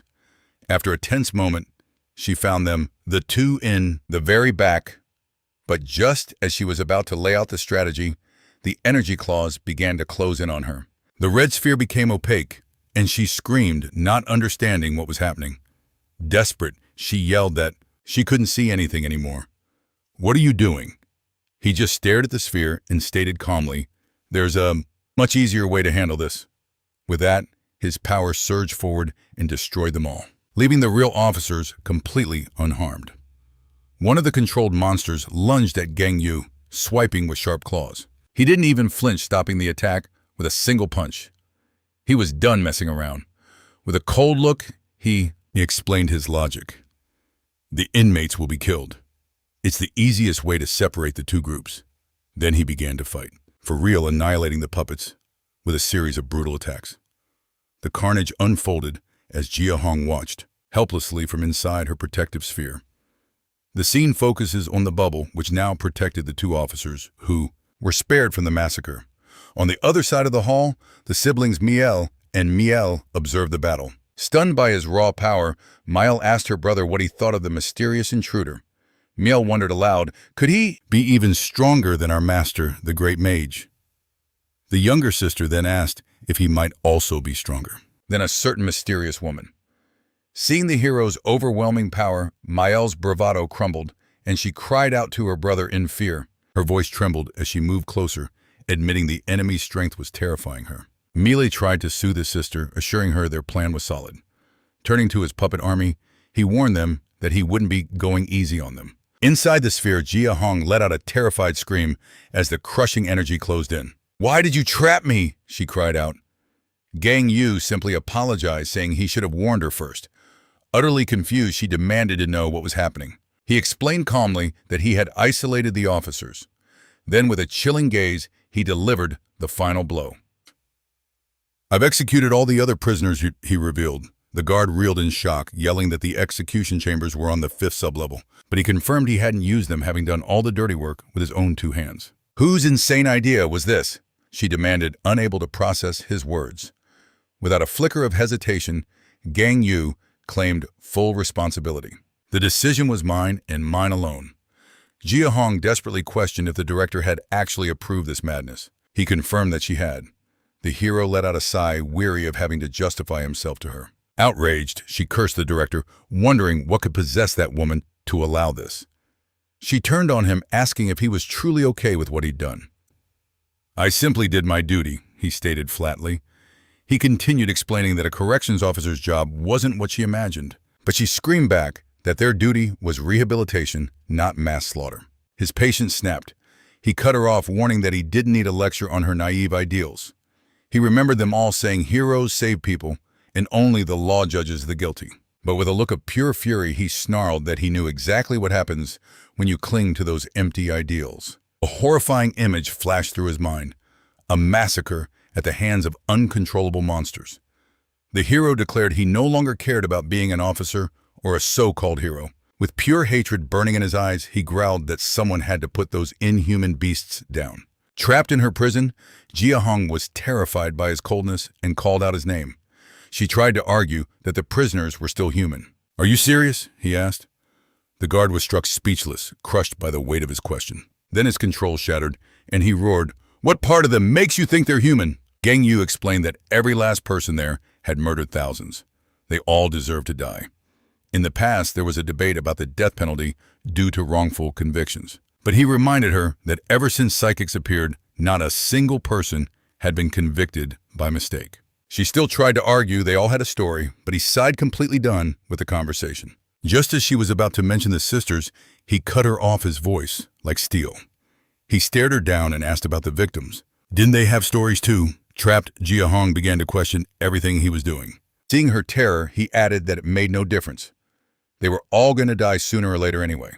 But she screamed that no single person should have the right to play judge, jury, and executioner. A slight smirk played on his lips, showing he was in no mood for debate. Tired of her preaching, he raised a hand and told her to cut the nonsense. "That's enough," Gang Yu warned. "If you say another word, I'll handle this my way." The threat landed with terrifying weight. She finally realized he wasn't bluffing. He fell silent, expecting her to understand the discussion was over. At that moment, a new squadron of shadow puppets materialized, looking far more powerful than the last. The hero asked which ones were the officers. She replied, "The three in the back." He got the message and moved forward, preparing for another round. From inside her bubble, the guard could only watch her face a mask of pure helpless concern. She then taunted him, saying Gangho would be heartbroken if he found out. The name hit a nerve. His eye twitched with rage at the mention of his brother. Ignoring her venomous words, he turned to the new puppets, ready to annihilate them all. Wielding a weapon of pure red energy, Gang Yu charged and sliced through the enemy in a single fluid motion. His face twisted in rage as Jia Hong's taunt echoed in his head. The memory of her words fueled his fury, pushing him closer to the edge. And just then, the dark power began to writhe around him, a sign of the storm raging within. He remembered all those idealistic conversations, and each memory only frustrated him more. With a devastating blow, he unleashed all his rage on the puppet, making it clear that all discussion was over. He remembered a woman who was all talk, but when it truly mattered, she never acted. Sick of it all, he mercilessly blew the puppet apart with his bare hands. Gang Yu recalled how she would talk and talk, but when the time for action came, she did nothing useful. And the more he remembered those empty words, the more ferociously he fought terrifying Jia Hong. He then realized that talking is always easier than doing. In that moment, the narrator tells us he successfully activated his mode number 5. With this new power, orbs of dark energy materialized around his body. Wasting no time, he unleashed a cataclysmic blast model. With a devastating strike, he finally unleashed the storm of rage that had been brewing inside him. A final thunderous explosion rocked the chamber, painting the floor crimson and marking the end of the slaughter. And so he vented all his fury, erasing the remaining prisoners without a single shred of mercy. Watching from a safe distance, Sinka murmured, "He grows more monstrous every time I see him." Meanwhile, in a desolate hallway, Gang Yu and Jia Hong were enveloped by a deathly silence. The protective sphere cracked open just enough for him to grab a radio from a rescued officer. He dismissed the shield completely. The woman, still dizzy, blinked her vision back into focus, then pointed ahead. "Those three," she confirmed, "they're the real officers." He gave a short nod of thanks, then turned away. Time to clean up the rest of this mess. Suddenly, a chilling premonition washed over him as his eye began to glow. An overwhelming presence was rapidly approaching. In a flash, a massive golem appeared, adorned with a bizarre halo of gold and another of thorns. The creature's voice boomed, "Welcome, outsider," and right behind it, two sisters materialized from thin air. Miel smirked, her eyes gleaming with a dangerous challenge. "So you finally decided to come find me." Gang Yu met her gaze, his own voice laced with ice. "This saves me the trouble of hunting you down. The pleasure is all mine." The giant golem shifted into a combat stance as Gang Yu faced the sisters, his colleague Jia Hong, still trapped within their power. He spoke their names, Miel and Mel, with a cold, unwavering defiance. Miel casually addressed Officer Hong. "Why didn't you join us? We could have sent you straight to heaven, you know." Gang Yu ignored her taunts, his voice cutting through the tension. "Release everyone. You're controlling. Now." "Do that," he promised, "and I'll grant you a swift death." With a mocking smile, Miel shot back, "And is there an option where we get to live?" Gang Yu's face was a mask of indifference. The prisoners on the ground floor and the first sublevel were given a chance to surrender. He warned them, "But all of you have slaughtered thousands. For you, death is the only salvation." Miel skillfully changed the subject. "I heard you used to work for our master." Mel chimed in, mentioning the woman who had once captured them, proving they knew the details of his tangled past. "You're so different from your former colleagues," Mel finished. Annoyed, Mel shrieked, "He's going straight to hell." He just told her to shut up, then replied with a cold smirk, "We'll see who gets there first." As he prepared for battle, as a suddenly terrified Mel tried to bargain. "I'll release everyone. Just let us go." But his furious glare instantly shattered her hopes. He refused any and all deals. From inside her prison, Jia Hong screamed at the sisters, "Please stop! Don't make this any worse!" Mel turned her cold gaze on the officer. "Put your power suppressors back on." Mel cried out, "We've done nothing to deserve death. Don't you see that?" A panicked Jia Hong tried to explain why she had to refuse. Seeing the futile exchange, Gang Yu finally warned her. "You can't reason with them," he stated plainly, his eyes burning with pure, unadulterated hatred. "Words are wasted on beasts like these." Worried Jia Hong could only call out his name, her voice trembling with apprehension. An energy blade materialized in his hand. But even a beast can be taught to understand pain. Miel tried one last time. If you just listen to our story, I'm sure we can make a deal. His rejection was instant and absolute. A desperate Jia Hong screamed his name, trying to stop the inevitable. She kept pleading, "We can talk this out. We can find a peaceful solution." His patience finally gone, he turned to her. "Please, just be quiet." Miel sneered, "Outsider." And in that instant, his power erupted. It shot forward, ensnaring the sisters in midair and beginning to squeeze without mercy. He suddenly remembered a dark secret, something a villain had whispered to him long ago. That man had taught him the precise art of torture in excruciating detail. With a grim look, he thought to himself, "I never imagined this knowledge would be so useful." Miel shrieked in agony, "You're the real beast. It's impossible to reason with you." The younger sister Mel despaired. "No," she sobbed, hatred twisting her face. "He's not a beast. He's a monster." Her words only fueled his rage. And so he began to burn them alive, slowly showing them that their agony had only just begun. Elsewhere, 2 more prisoners were captured, complaining about how useless their powers were. Gang Yu didn't waste a breath, simply detonating them in midair. They were given no chance to defend themselves.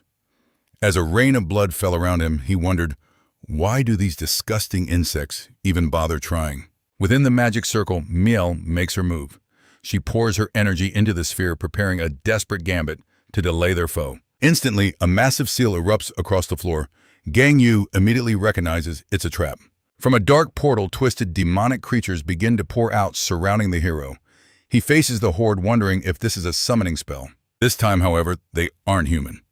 A cold realization hits him. He can finally go all out. With that, he charges into the fray.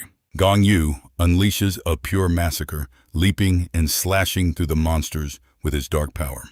His crimson energy becomes a whirlwind of destruction, slicing through demon after demon.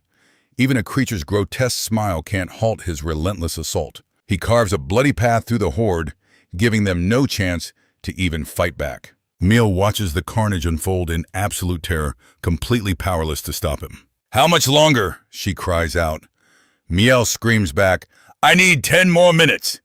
Hearing this, Miel bites her finger with grim resolve, vowing to handle this herself. Using her own blood as a catalyst, Miel activates the sphere. "Buy me more time," she yells to her sister. She then smashes the orb into the ground with all her strength, initiating some kind of sacrificial technique. A blinding explosion and a deafening roar engulf the hallway. When the smoke clears, the sisters are left coughing, completely bewildered by what just happened. But in the blink of an eye, a figure appears before them. It's Gang Yu, and the girls freeze in shock. As they stare in utter disbelief, he calmly speaks. "I've had some time to think this through." Gang Yu explains that the monsters will vanish once he captures them. He concludes there's no point in fighting puppets when the puppet masters are the real targets. "I'll give you one last chance," Gang Yu declares. "Release everyone, and I'll grant you a swift death." His crimson energy threads erupt, pinning one of the sisters to the ground beneath his icy glare. The girls look up in utter despair, realizing their barrier has far too many layers to break through now. He takes a slow step closer, his voice low and threatening. "Release them." His eyes begin to glow a menacing red as he demands, "Undo it, now." Panic finally shatters one of them. She screams, her hands reaching out as if begging for salvation. The view pulls back to reveal the full picture. They are trapped within countless, enormous magic circles. Suddenly, Gang Yu looks up, sensing an overwhelming presence.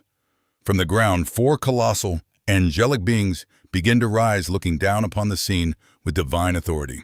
The first introduces itself, its eyes shining like gold. "I am Michael." Immediately after, Gabriel and Raphael appear, both clad in imposing armor with magnificent wings. And finally, the last one emerges. Uriel, the most intimidating of them all, his face shrouded in shadow.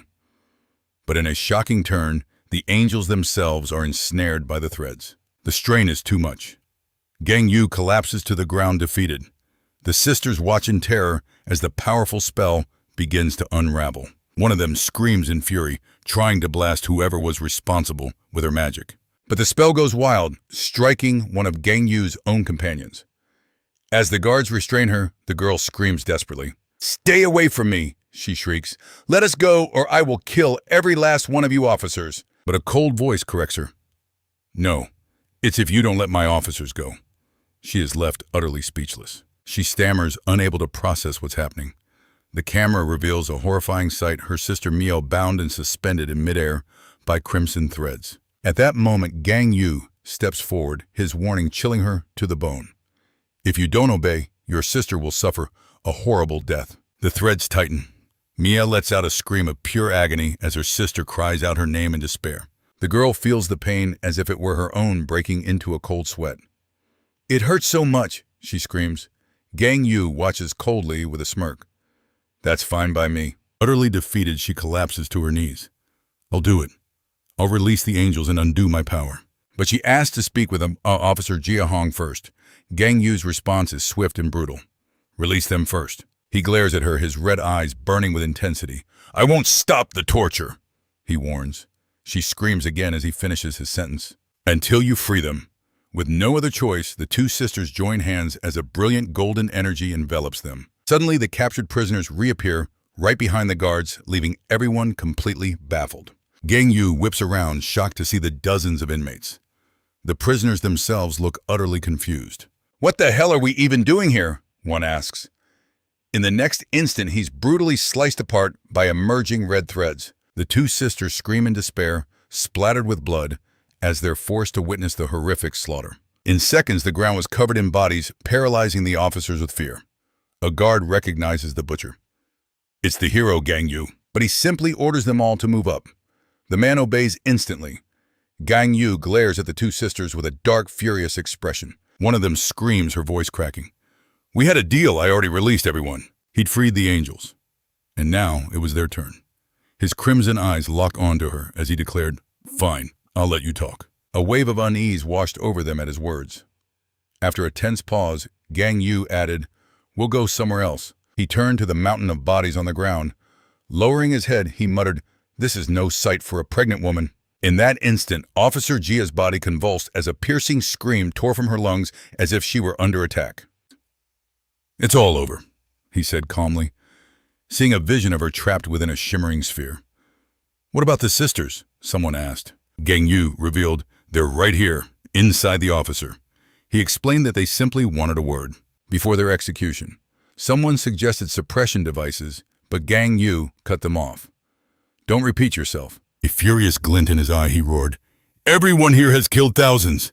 I will end this myself." Officer Hong was stunned, a cold sweat breaking out over this brutal judgment. The sisters' voices then pleaded, "Do you really think we deserve to die?" "We've done nothing to warrant this," one of them insisted, begging, "Please, say something." Gang Yu granted permission. "Speak, but make it quick." The officer desperately tried to explain. She began, "What Meal and Mel did was unforgivable, but—" Her words caught in her throat, her eyes widening in horror. She was utterly unable to finish her sentence. The sisters clutched each other, sobbing as the officer stood frozen in silence. She was visibly shaken. In the end, she couldn't utter a single word to condemn them. Gang Yu's voice cut through the quiet. "Is that all?" He pressed her for an answer. The sisters waited, their eyes filled with a desperate hope that she would finally speak for them. But he simply stated, "I kept my promise." The crimson sphere of judgment began to descend upon them. With an ice-cold gaze, Gang Yu announced, "The time for your execution is now." One of the sisters cried out in pure terror, "Please don't kill me! I don't want to die!" Her sister held her tight, screaming her name in a panic, while pleading for anyone to help them. But Gang Yu was deaf to their cries, weaving his final attack with threads of crimson energy. With a single move, he unleashed a cataclysmic explosion. The blast obliterated everything in its path.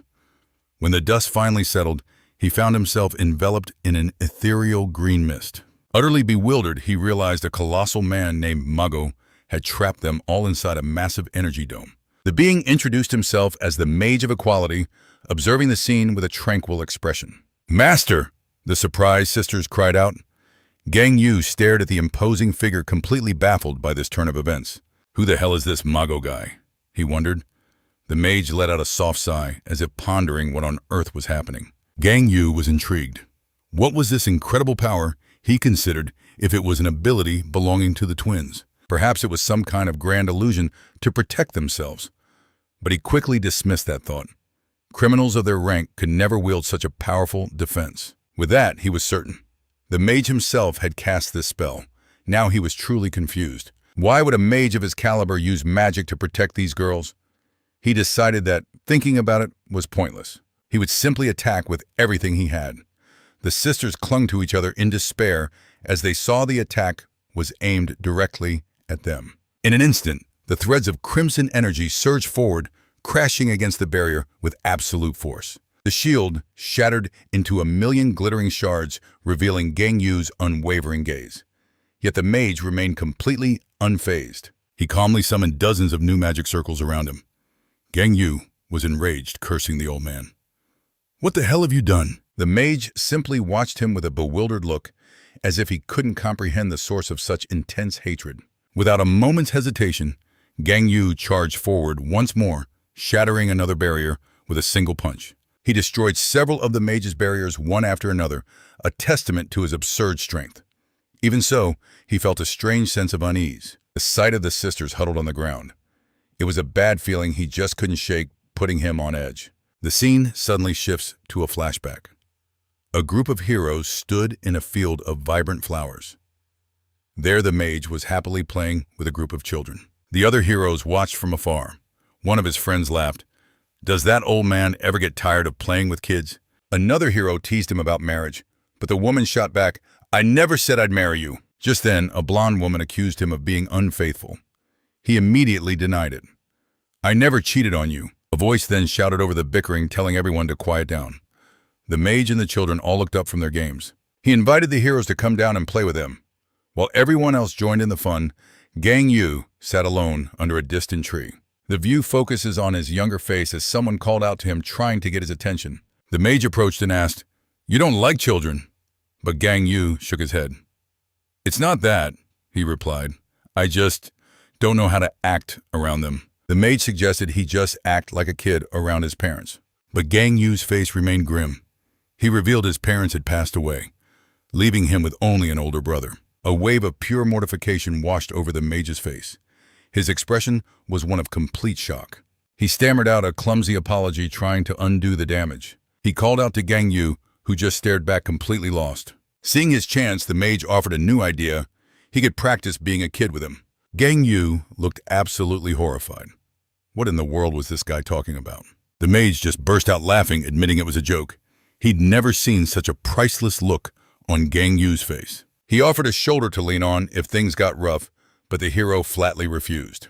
The scene flashes to a hellscape of roaring flames, and in the middle of it all, Seonggan was smiling. Gang Yu was there as well, his eyes vacant as he surveyed the utter devastation. Then the memories hit him like a tidal wave. Visions of his fallen comrades littering the battlefield. The agony was unbearable. He let out a primal scream at the heavens, crying tears of blood. Even the mage was on the brink of death, his voice a pained whisper as he called out Gang Yu's name. Wounded as he was, he tried to soothe the hero, promising that somehow everything would be okay. Back in the present, we see.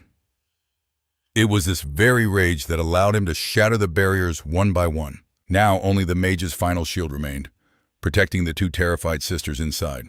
Suddenly, an ethereal projection of the mage materialized, a last line of ghostly defense. Gang Yu stared down the spectral image, his gaze cold and unyielding.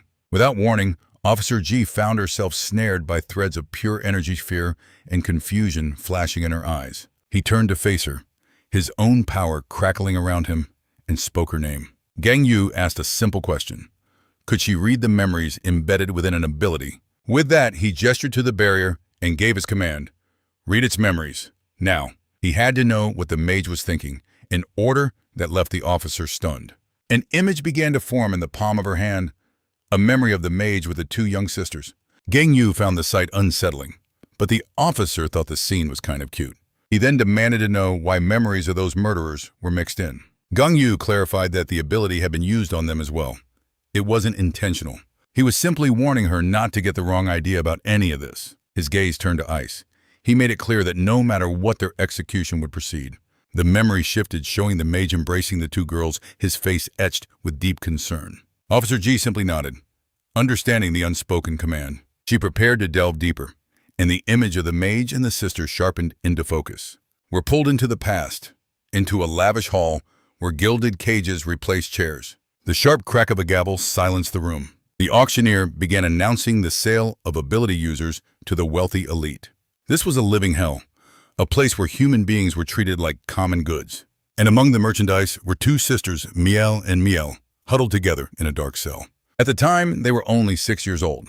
This was the infamous Underworld Auction, an exclusive event where VIPs collected rare abilities like trophies. And Miel and Miel's ticket to this nightmare, it was punched by their very own father. The most valuable items were special types, or those with body transformation abilities. Summoners, on the other hand, were a dime a dozen, and their price reflected that. The sisters had hidden their true power, so they were nearly cast aside as worthless. But then, a man appeared at their cell. Someone finally wanted to buy them. The auctioneer confirmed their identity. The girls who summoned an angel and a demon. Citing the no-return policy, he asked why. But the buyer, a woman with a cruel smile, dodged the question. She simply wanted to see what would happen if you crossed an angel with a demon. The girls would soon understand. She hissed, her eyes glinting with terrifying intent. Her gaze promised a fate worse than death. But suddenly, a strange noise drew their attention upward. A cataclysmic explosion ripped the ceiling apart. The entire city above them had been vaporized in an instant. All that remained was a ruined landscape shrouded in dust. The auctioneer and the buyer could only stare in disbelief. Amidst the chaos, one sister checked on the other. They looked around, realizing they were safe, each protected by a shimmering bubble of energy. Their eyes drifted upwards to the one responsible for this miracle. It was the hero Mago descending from the sky with his assistant. Their savior had arrived. With a confident smirk, Mago declared it was all just magic. But his assistant Lepus was less than thrilled. "Mago," she yelled, scolding him for acting so recklessly. "Model." Mago believed she had the potential to improve. He asked if she completed her task, and she proudly confirmed she saved every last person. He then proposed their next lesson, but despair washed over her. The thought of summoning a meteor seemed utterly impossible. But their training was cut short by an interruption. The two sisters approached, desperately pleading for him to take them with him. They revealed they were also summoners, trying to convince the great hero to accept them as disciples. Lepus immediately shot back. He promised he was mine alone. But his cold denial left her utterly speechless. He ignored her, asking the girls for a demonstration of their power. "Liar," Lepus cried. Just then, the girls summoned an angel and a demon right before their eyes. Lepus was floored. Most children can only summon mere toys, not celestial and infernal beings. Mago, however, was fascinated. The girls' immense potential had piqued his curiosity, so he decided to take them on as his students. The two girls ran and hugged him tightly in joy. The scene jumps forward 3 years. Mago is teaching that imagination is the absolute key to summoning. He explained that the very image held within the mind is what manifests through their ability. For Miel, who summoned the angel, her inspiration was her mother, a woman who protected everyone. As for Miel, the summoner of the demon, she was shaped by her father's violent nature. Mago taught that by seeing the world differently, they could summon anything. But he also said mastering a single form like that rabbit was a worthy path. He then asked them a crucial question: what direction would they take their powers from this day forward? Their answers shocked everyone. Their interest was in controlling heaven and hell. They explained their mother always told them that good people go to heaven and bad people go to hell. Those simple words were the only thing that gave them the strength to go on after everything they'd lost. For that reason, they wanted to fix the world, sending the good to heaven and the evil to hell. Mago smiled, certain they would succeed. He believed this because they were kinder than anyone he knew. But that peace was short-lived, as one day something unexpected descended upon the city. Lepus came running, screaming his name, her face a mask of pure panic. She told him the Hero Association was begging for his help on an urgent mission. He was annoyed. They had ignored his proposal, and now they came crawling for a favor. That's when she revealed the villain Awede had appeared in Finland. Mago was completely frozen in shock. His eyes went wide, unable to believe the name he had just heard. He demanded to know where the equality group was, but not even Lepus knew what they were doing. Clutching his head, he grew frustrated with the other heroes in action. After a heavy pause, he told Lepus to bring Miel and Miel to him. The girls arrived with sorrowful expressions, asking if it was true he was leaving. One of them hugged him tightly, begging him not to go. She asked when he would finally come back home. He explained grimly that the enemy was incredibly strong and the fight could take several years to finish. They begged to go with him, but he flatly refused, telling them the opponent was far too dangerous. The girl broke down in tears, crying for him to stay, a sight that deeply shook Mago. She screamed that she didn't want to be abandoned again, terrified of being left all alone. But Mago gently comforted her. "You are not things to be thrown away," he told them. He then gave them a gift, a symbol on their clothes that guaranteed them help at any shelter. Mago said his goodbyes, asking them to grow into good people, promising they would meet again one day. But it's revealed that out of overwhelming fear, they never went to a shelter. Instead, they isolated themselves to train alone. They wondered what kind of power they would need to become the good people he wanted them to be by the time they reunited. All alone, they contemplated the meaning of good, raising their hands to the sky. They also pondered evil, remembering their clashing summons. With this, they questioned what they should do with the immense power they held. 2 years later, they had found their own answer for what is good and what is evil, an answer created on their own. The two decided to return to their hometown, the very place where it all began. Their philosophy had become terrifyingly simple. Good people go to heaven, and bad people go to hell. And so they began to create their own heaven and their own hell. They would judge every single person in the city. With sinister smiles, they revealed this place had become their utopia. In just one single month, the sisters transformed their hometown into their own twisted paradise. To do this, they summoned legions of angels and demons who watched over every single resident. These otherworldly beings observed the people for a month, deciding who would ascend to heaven or be dragged to hell. We're told their standards of judgment were based on their mother's teachings. Simple rules like not stealing, not littering, and not telling lies. But because they were so young, their ideals were childishly absolute. And this terrifying simplicity made their judgment even more horrifying, because even those who passed their test were taken away. One of the sisters then said with a peaceful smile, "The one we watched has lived a good life." Even as a mother and her son pleaded to be spared, she simply told them, "Do not be afraid. You're not going to die," she explains, just as an angel's hand pierces the woman's chest. "You'll simply have a pleasant dream in heaven." The woman's eyes fill with despair, and that dream, the other sister adds, will last for eternity. Word of this twisted paradise spreads like wildfire across the continent. It isn't long before those whispers finally reach the ears of the Hero Association. In a dimly lit room, a director prepares to make a move. With a grave expression, Utor, president of the Hero Association, calls the meeting to order. He pauses, looking over the cases before him. Noticing the sparse attendance, he asks, "Is this everyone?" A heroine named Banjo casually replies, "The rest must be on vacation or something." At that, the hero Kusta demands they get to the point. He's hoping for a real challenge, but upon seeing the mission boards, he's utterly disappointed. "These are all B1 level," Kusta scoffs.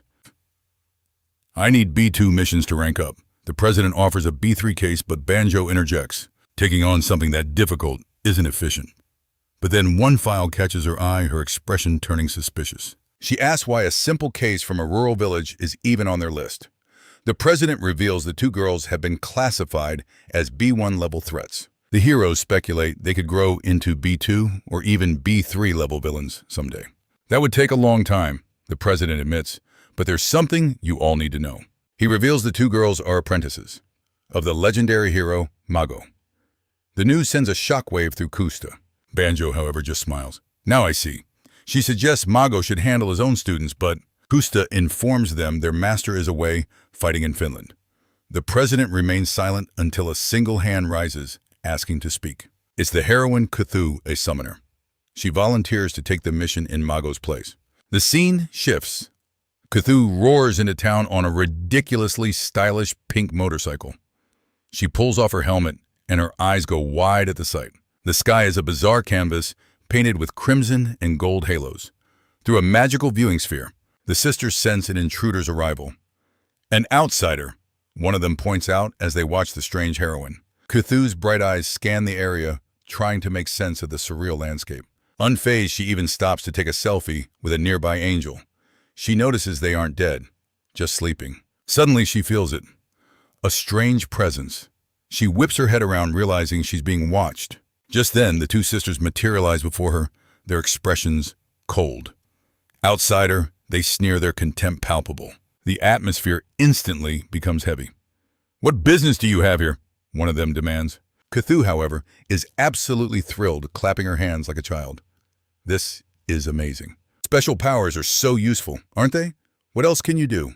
But just as quickly, her tone shifts. "First, you need to answer a question for me. Does Master Mago know you're special? He only takes summoners, you know." The sisters freeze, their eyes wide with shock. The heroine smirks. So they haven't told him. Panic flashes across their faces. Who are you?" The camera zooms in on their eyes, reflecting pure terror. As they face this mysterious heroine, a chilling smile forms on her lips. "My name is Cthulhu, your forgotten senior." "Lies, our only senior is Lapis," they retort. A flicker of understanding crosses Cthulhu's face. So he erased me." One of the sisters tenses, sensing a dark history behind this girl. Cthulhu begins to explain, "You see, I've always had a thing for sharp, dangerous toys. Master Mago told me to train my defense," she says with a pout. "But that's so boring, so I didn't listen. And after that, he just ignored me. So mean, right?" The scene flashes back as Cthulhu repeats, "Master Mago is a very, very mean person." Suddenly, her face crumples, and she breaks down crying. "He's so mean!" she wails, her screams echoing. One of the sisters whispers, terrified, "This woman, she's insane." Cthulhu's tears continue to fall, remembering how Mago once praised her talent. The thought of being forgotten twists her face into a mask of rage. Realizing the danger, the sisters ready themselves, erecting a magical barrier. "Leave now," one warns, "or you'll regret it." In that instant, Cthulhu unleashes her terrifying power. The heavens tear open, unleashing a storm of blades from the sky. The sisters can only scream in terror, pleading for her to stop. But their pleas are ignored as the weapons rain down upon them. The world around them is obliterated in a symphony of destruction. Amidst the carnage, Cthulhu wonders aloud, "I wonder what will happen now." A sick smile spreads across her face. "This way, Master Mago will have to remember me." The scene becomes a portrait of pure devastation, a dark power consuming all. And at the center of it all, Cthulhu laughs maniacally. Her face spattered with blood is a vision of ecstatic madness. She called this feeling pure euphoria. Meanwhile, little Mio was frozen, paralyzed by sheer terror as she ran to her sister. "Mael, are you all right?" she cried, her voice trembling. The villain had already decimated several foes, trapping them within a dome of crackling red energy. The twins stared up in horror, wondering what this bloody barrier was.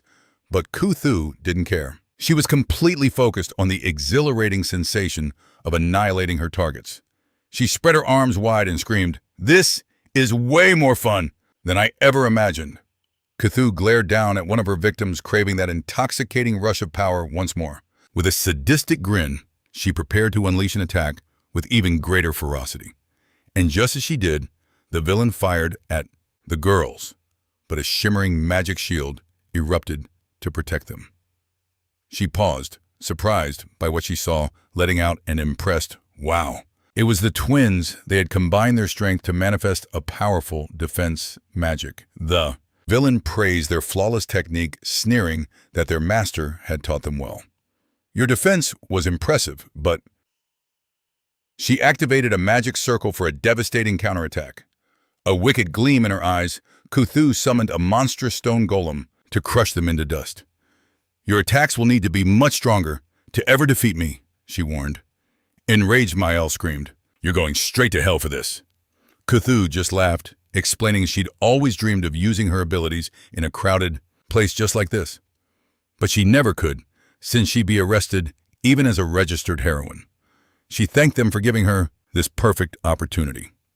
With a truly evil smile, she declared she could finally unleash her ultimate power. Her eyes rolled back as she channeled an insane amount of energy, sweat beading on her forehead from the sheer strain. The twins could only despair, screaming in terror as the villain released her summon.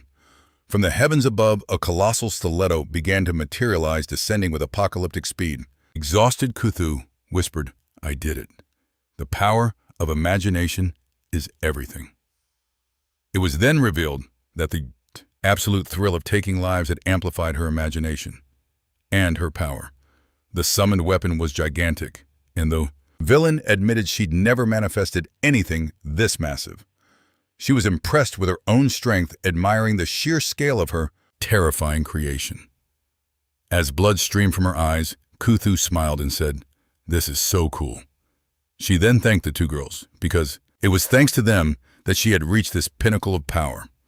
The villain then bid them a final farewell, as her summon prepared to devour them whole. But to everyone's shock, little Mael somehow defeated the villain's monster. It seems the young girl had experienced that same intense emotion and now saw her enemy for what she was, a demon. This horrifying vision of Cthulhu had unintentionally strengthened Mael's own summoning ability. Her sister Miel stared in fear, seeing the innocent light in the girl's eyes had been completely extinguished. Mael looked at the body in disbelief. Did I just kill someone? But a mysterious voice answered her. It told her no, leaving the girl slightly relieved. The voice explained that she hadn't killed a human, but a demon that threatened the entire world. The scene jumps forward 1 year, revealing the twins have continued to use their incredible powers. They've even created a giant utopia, a world that belongs only to them. Because of their actions, the two were registered as a new case at the Hero Association. They were classified as B2 class villains imprisoned on level 2 of Ruthless prison. Seeing their file, Mago was in utter shock, unable to believe they were his former students. President Utori questioned Mago about the incident, and the hero replied that's exactly what he wanted to find out. Mago insisted. He needed to go to the prison immediately, but the president strictly forbade it. Outraged, he demanded to know why, and Utori coldly informed him that this case was no longer his. The president stated that Mago had disobeyed him in the past, and he would not be getting his way this time. The hero's anger flared. "There's no point talking to you," he declared. "I'm going anyway." But Utori grabbed his wrist with an iron grip, repeating that he absolutely could not go. Unleashing his immense aura, the president reinforced his command, physically preventing Mago from leaving. In response, Mago shattered the hold with his own magic, yelling that Utori was an obsessed maniac. The two heroes faced off, their auras crackling with raw power, ready for an earth-shattering clash. Just then, a mysterious heroine appeared, watching their argument from the top of the stairs. She introduced herself as Rausia, a third-rank heroine, and announced that she would be taking the mission. Utori agreed, but Mago refused to back down, insisting the mission was his by right. The heroine then asked for his name as her eye began to glow with an intense light. Rosea stepped toward Mago and asked him to entrust this mission to her. The scene cuts to the utopia created by the twins, where countless crowns float eerily over the city. Inside a building, Miel called out to her sister, sensing that something was terribly wrong. In that same moment, Mael warned her. An intruder. They're approaching our hideout. A wave of anxiety washed over them. The person who had arrived this time felt incredibly powerful. The heroine, Rosea, walked calmly through the streets, protected by a shimmering energy barrier. With a grim expression, she wondered to herself just how many sins have these two young girls committed.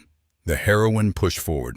Her gaze was firm, ready for whatever challenge lay ahead. But upon arriving, she witnessed a chilling sight. 3 people were suspended in midair, controlled by a sinister force. They were the heroes sent before her. At least they were still alive. Their bodies dangled like puppets, manipulated by 2 small girls. The twins' voices echoed, "Who is the intruder, and why have you come?" The heroine answered, her voice unwavering. "My name is Raosa. I'm here to take you back." Annoyance flashed in the girls' eyes. "Why has another hero shown up to bother us?" Just then, Mael activated a dark magic circle. She was preparing to summon a creature from the abyss. A terrifying giant demon materialized, lunging to attack the heroine with all its might. One of the captive heroes screamed, "Get out of here now before it's too late." But Raosa simply replied, "It's all right. I'll leave," the statement that left the twins utterly bewildered. With a calm smile, she added a condition. "I want you both to come back with me." Suddenly, the heroine summoned a being of pure light, which captured the twins with ease. She stood before them, her power overwhelmingly superior to theirs. Raosa then explained something unexpected. "You're good kids. I didn't sense any real killing intent in your attack." The heroine continued, "This is tragic. If true, Heroes had come here first. None of this would have happened. She then walked towards the twins, who screamed desperately for her not to come any closer. "Don't be afraid," Ryosa soothed. "I won't hurt either of you." She explained, "But what you're doing isn't right, and your teacher is heartbroken." At the mention of their master, the girls' eyes filled with shock and a glimmer of hope. Miel asked, "Professor Mago, has he returned?" But Miel shouted, "Don't believe her lies." The heroine assured them she wasn't lying, extending a hand toward them both. She asked them to release their power and go with her because it was time to meet their master. The twins looked at each other, feeling a strange warmth emanating from Ryosa, and decided to trust her. She then took their hands and began to lead them out of that dark utopia. With a smile on her face, the heroine glanced back, revealing Mago was already there. She said she knew he would follow her here, which left the girls stunned. The two of them ran to hug their professor, who was relieved to see they were unharmed. Crying, they confessed they had special abilities, but their mother had told them to hide them. They apologized for lying, knowing he only trained apprentice summoners. Mago asked who told them that, because a hero named Cthulhu had introduced herself as his apprentice. Surprised, Mago stated his only apprentices were them and Lepus. No one else. He explained he had only met Cthulhu once at the association and had merely offered her some advice. The girls were left speechless. After 3 long years, Mago hugged them tightly. It's explained that they recounted everything that had happened during their time apart. They shared how they tried to be good, but people couldn't understand their efforts. Mago stayed silent for a while, just watching the two of them resting peacefully on the grass. Then Ryosa approached and asked if he was finished talking with the girls. He pleaded with Ryosa to trust him and let him take care of the two of them from now on. But the heroine reminded him they killed a hero. For that, they could face the death penalty. Mago begged for a chance, but Ryosa's reply was firm. "I absolutely cannot do that." She looked at the sleeping girls and questioned if they were truly just innocent children. The heroine admitted she also disagreed with Yuder's new law. But the law is the law. Desperate Mago tried to argue, but she insisted that wasn't a hero's job. But then she revealed that she felt the same frustration he did, that this world is full of problems. The heroine looked Mago straight in the eye, preparing to make a crucial proposal. She invited him to work with her from that day forward to change everything. But he was confused, not understanding what her proposal had to do with the two girls. With a look of pure determination, Ryosa replied, "I'm going to change this world one way or another." Mago then said he had one condition for accepting her insane proposal.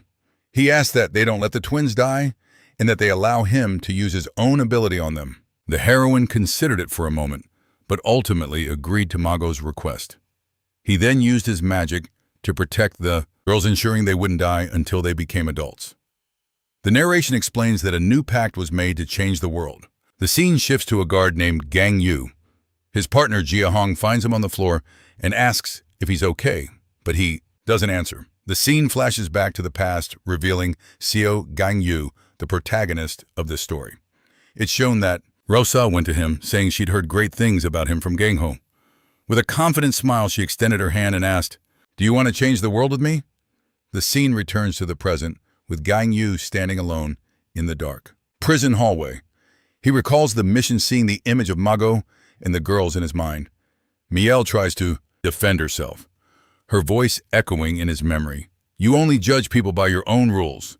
What's the difference between you and us? And what are the so-called heroes of the law?" Jia Hong claimed their mission was rehabilitation, but insisted she wasn't making excuses. She declared the children had to understand their own mistakes. Just then, a sinister red energy began to coalesce in Gang Yu's hand. He advanced on the girls, his aura so immense it felt like the air itself was trying to crush them. They clung to one another, suffocating under the sheer weight of his power, their eyes flooding with tears as they pleaded for their lives. But the guard simply floated closer, preparing to execute his judgment. In a final desperate plea, they screamed that they were wrong, that they regretted it all. But their cries fell on deaf ears. He clenched his fist, condensing all of his power into a single point. The girls wailed, crying out for their mother. They called for their professor, begging for anyone, anything to save them. And in a flash, Mago's protection flared to life, a golden shield materializing before them. But with a single punch, Gang Yu shattered the barrier into nothing. It was utterly useless against him. He then slammed his fist into the ground, unleashing an explosion that erupted right at their feet. The twins shrieked in pure terror. They had no idea what was truly happening anymore. With a face contorted by rage, Gang Yu muttered that this was getting on his last nerve. A storm of thoughts raged in his mind as the girls cowered, until suddenly they were violently ripped apart. His eyes burned with an intense crimson glow, a sign that he was losing himself to his own power. Then a dark, chilling laugh began to echo through the void. A strange vision flickered into existence, revealing Sinka descending from a portal. Gang Yu slowly looked up, just in time to see pieces of fabric fluttering down from the sky. Sinka's voice echoed, "Why do you hesitate? Why think so much before you act?" "All this thinking," she purred, "it doesn't suit a man like you at all." Gang Yu was stunned as the woman added, "You're actually quite handsome." A terrifying smile stretched across her face. "Greetings," she sang, "my husband. Your bride has finally arrived." Sinka attempted to introduce herself, but Gang Yu instantly lunged at her with lethal force. His attack, however, was blocked by Canis. "It's rude not to let a lady speak," Canis warned. But Sinka immediately scolded him, snapping that Gang Yu would soon be his new master. She cleared her throat, ready to try her grand introduction again. But the second she opened her mouth, Gang Yu attacked again, without a shred of hesitation. My, so impatient," Sinka mused, as a barrier effortlessly deflected the blow. "Why don't we have a little chat?" she suggested with a grin. "After all, we'll be spending a very long time together." She smiled finally, getting to her introduction. "My name is Sinka the Manipulator." The revelation dropped. This woman was destined to become the Eve of a new human race. Gang Yu was completely lost. "Eve?" he asked, utterly bewildered. She confirmed with a giddy sparkle in her eyes, but the guard just sighed.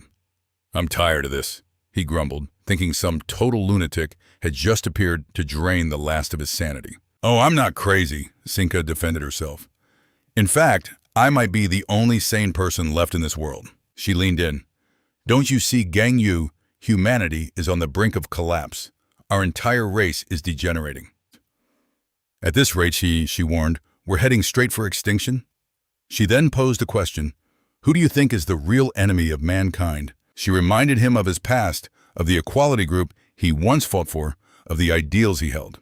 "You probably think it's the villains, or maybe the old heroes." Sinka scoffed. "Wrong!" she screamed. "You don't understand at all." Gang Yu let out another weary sigh as she began to preach her twisted gospel. The force truly destroying humanity, she revealed, was normal people. Their inferior genes, she declared, must be purged from existence. Sinka explained that only those with superior genes should be allowed to create the next generation. But because the strongest sacrifice themselves, the weak have been allowed to multiply unchecked. She pointed to the second-generation heroes led by Ryosa as the perfect example. "And why did they die?" Sinka asked. "Because they tried to prevent natural selection." She then stared at Gang Yu. "You're no hero anymore. You've already started culling the weak." With a look of pure fanaticism, she confessed, "The moment I saw you do that, I was utterly captivated." Sinka revealed her grand design Ruthless prison was the gathering point, the new Eden for a new humanity filled with superior beings, jailed for killing the weak. "After we eliminate the heroes and the inferior masses," she proclaimed, "we will build a new world, a world of the strong, the Alpha world. But," she added magnanimously, "if any of the strong heroes wish to join our cause, they may become part of this new humanity." Gang Yu finally replied, "I try not to kill anyone who isn't a true criminal. But at this rate, it seems I'll have to kill everyone to fix this mess." Sinka completely misunderstood, blushing like a schoolgirl. "Oh my." But Gate quickly interjected, "Ma'am, I don't think he meant it like that." "Shut up, Gate," Canis snapped. Sinka simply waved it off, deciding to unpack that little moment later. She cleared her throat, returning to her speech and ignoring the awkwardness. With a deadly serious gaze, she pointed a finger at Gang Yu. "You," she declared, "shall be the atom." Then she pointed dramatically to herself. "And I shall be the Eve." The villain explained that their children would become the vanguard of human evolution. "You know," she confessed, "at first I thought it was Sun the Atom who had saved him." At the mention of that name, a vein throbbed in Gang Yu's temple. Sinka explained the prison's security was far tighter than they'd anticipated, so they needed a new strategy. Their plan was to use a custom EMP, detonating everything from the inside. Using her unique ability, Gang Yu was lost at the technical jargon, and she mentioned talking to Xiong Huan. She claimed the boy was still too immature, his powers needing time to develop. But with time being a luxury, she'd found a truly brilliant solution. Her grand design was to cooperate with Gang Yu, and eventually with the boy's son too. The answer she found was a way to pass on both of their superior bloodlines. With a triumphant grin, she praised her own genius idea to save all of humanity. She proposed they could become a family, finally putting the past behind them. The villainess then asked if he understood the gravity of her offer. But Gang Yu cut through it all, asking if they were behind the EMP blast. Flustered, she stammered that she was talking about the bigger picture. Sinka reminded him his brother was dead, inviting him once more to build a new family with her. She demanded his decision, and Gang Yu replied that his choice was made long ago. He took a breath, realizing that simply killing them was far too merciful. He swore to grant them the slowest, most agonizing deaths imaginable. With a voice seething with hatred, he promised to shatter every single bone in their bodies. Sinka's group stood frozen, stunned by the sheer venom in his threat. But Gang Yu wasn't bluffing. His eyes burned with pure, undiluted vengeance. Sinka laughed it off as a lover's quarrel, a way for them to get to know one another better. In a flash, Gang Yu charged, unleashing every ounce of his pent-up rage upon her. The villainess found it entertaining, but Canis knew the situation had just turned lethal. Gang Yu's strike was a blur grazing the woman's cheek, but she instantly tore open a portal, preparing her escape. Seeing her flee only fueled his rage, hatred twisting his features. He thrust his hand forward, unleashing his power to halt their escape. The hero warned them he only needed 1 second to completely annihilate them all. Sinka slipped into the portal, inviting him to settle things outside with a taunting little wave. She even told him to cool his head before chasing after them. And with that, the portal snapped shut, leaving the hero alone in the desolate hall. But Gang Yu wasn't giving up. He would pursue them to the ends of the earth. His eyes began to glow. With an intense light, a clear sign he would not let this go. Suddenly, a colossal pillar of crimson energy erupted from the prison, tearing a wound in the sky itself. The blast slammed directly into Sinka's escaping group, catching them completely off guard. He glared at his enemies with an ice-cold stare, his revenge just beginning. Sinka, caught in the blast, was actually impressed by its sheer power, letting out boom-boom. Surprised, wow, the red energy exploded in the form of a holy cross, a testament to the attack's devastating force. The shock wave hit the group head-on, sending Sinka flying backward from the raw impact. At that, Gang Yu let out a cold, wicked laugh. His plan was working perfectly. The scene shifts, revealing them on a balcony, calmly watching the hero from above. As he leaped towards them, Sinka giggled that this felt like a game of hide-and-seek. With that, the main character landed, like a meteor unleashing a massive wave of energy. The force of his landing was so immense, it carved a giant crater into the prison's reinforced floor. But Sinka appeared in a small portal, sticking her tongue out to mock him. She taunted him, saying the portal was already gone, and dared him to catch her if he could. Seeing this, Gang Yu activated Mode 1, and his hand began to gruesomely transform. Sinka recognized the technique. It was the same one he'd used on Sublevel 1. He then lunged at her with his monstrous claw, delivering an unbelievably powerful strike. The guard roared as he shattered her dimensional barrier and grabbed an orb of energy. Sinka's face appeared in the portal, utterly shocked by what he just accomplished. She panicked at being caught, pleading for him to wait a moment. But Gang Yu began to drag her through the portal with his claw, pure hatred burning in his eyes. Out of nowhere, Gateau appeared from behind, restraining him and stopping the final attack. And then he let out a meow, a completely bizarre sound in the middle of a deathmatch. Sinka screamed at Gateau, asking why. He interfered, but Gateau warned her that if Gang Yu had truly caught her, she would have died. Just then, Gateau was struck by a devastating blow, sent flying backward violently. His body twisted and warped, his true beastly form finally revealed. Sinka and Canis were speechless, witnessing the prison guard's absolutely absurd level of power. He stood alone amidst the ruins, the very ground cracked and shattered by his aura. He glared at the villainess and asked if she finally understood that he wasn't playing around. Gateau repeated his warning, saying she would have been killed if he hadn't stepped in. Sinka demanded to know what she was supposed to do about the life he just cost her. Gateau simply asked for her decision. Gang Yu readied himself for battle, declaring it was time. Model, his true power. But God's pity for Sinka's lost life only fuels her rage. Tears streamed down her face, knowing those sacrifices were far too great. Ignoring her outburst, Gang Yu unleashes Mode 5, summoning countless spheres of pure energy. In response, Sinka shatters reality itself, opening dimensional rifts to assault the guard. The hero is caught completely off guard by the swarm of portals tearing open the battlefield. He can't believe his eyes. He never imagined his foe possessed such an impossible ability. Sinka then declares that this is the dawn of a new humanity destined to rule all. The scene cuts to a city consumed by fire, unveiling the villains from Sublevel 3. First up is Aswa, who seems disappointed. The mage is already dead. He wanted that kill for himself. Next we have Hoa Brawler, who provocatively asks who'll be lucky enough to tame her wild spirit. Then there's Friatua, an old man questioning if he's even needed for this fight. But Nada reassures him, insisting that everything in this world serves a purpose. We also see little Paninu trembling and repeating that she's terrified. And finally, there's Vidi, who sees Gang Yu's power as inspiration for his next masterpiece. Meanwhile, little Morris is complaining, annoyed that Vidi is smoking outside the designated zone.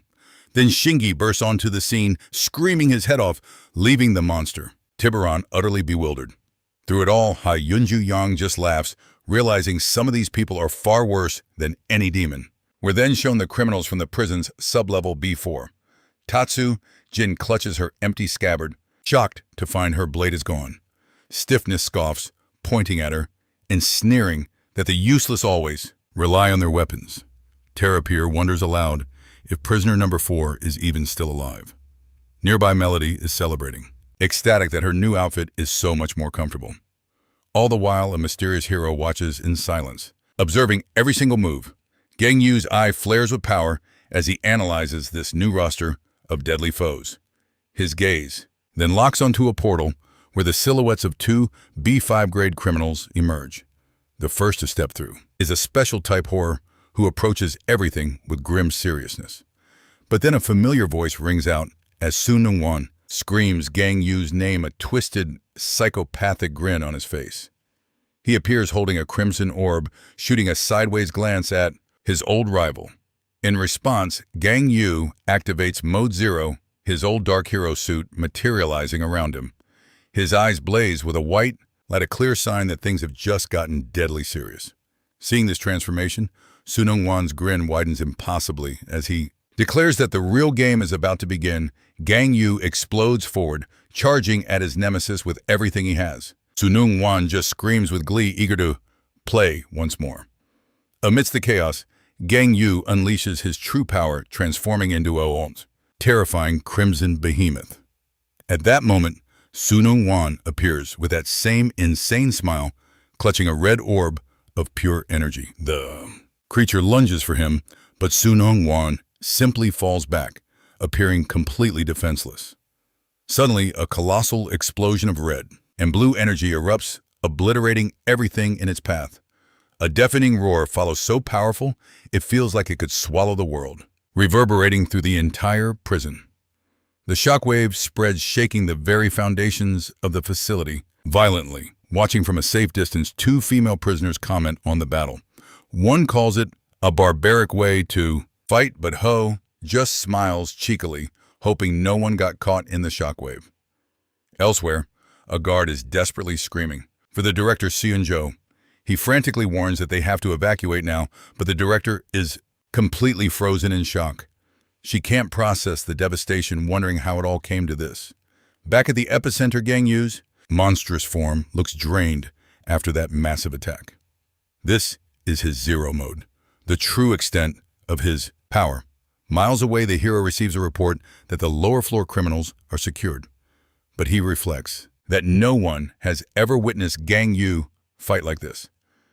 Now he finally understands why Ryosa stopped him before. Gazing at the immense power Terrapir can only describe Gang Yu's aura with a single word: death. It felt as if death itself had descended upon the battlefield. Viddy's eyes shine with manic glee. This incredible scene is giving him so much artistic inspiration. At the same time, Stiffness breaks into a deranged grin, completely captivated by the man's overwhelming power.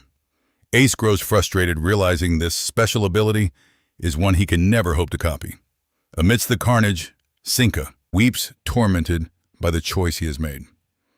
But among all these reactions, one figure stands out from the rest. With a smile of pure, unadulterated joy, Sunung-wan screams Gang Yu's name. He demands to know why Gang Yu never showed him this overwhelming power when they last fought. He then rushes forward, praising Gang Yu, shouting that he's absolutely incredible. Gang Yu's monstrous form becomes a blur, closing the distance in an instant. But Sunung-wan merely taunts him, claiming he still has plenty of tricks up his own sleeve. In a close-up, Gang Yu's eyes flare, signaling he's far from finished. Suddenly, a barrage of blue energy blasts slams into the monster's body. It seems Sunung-wan's relentless assault has only just begun, proving his own might. Gang Yu's demonic form is unleashed, radiating an aura of absolute destruction. He lunges toward Youngwon, but his attack is parried.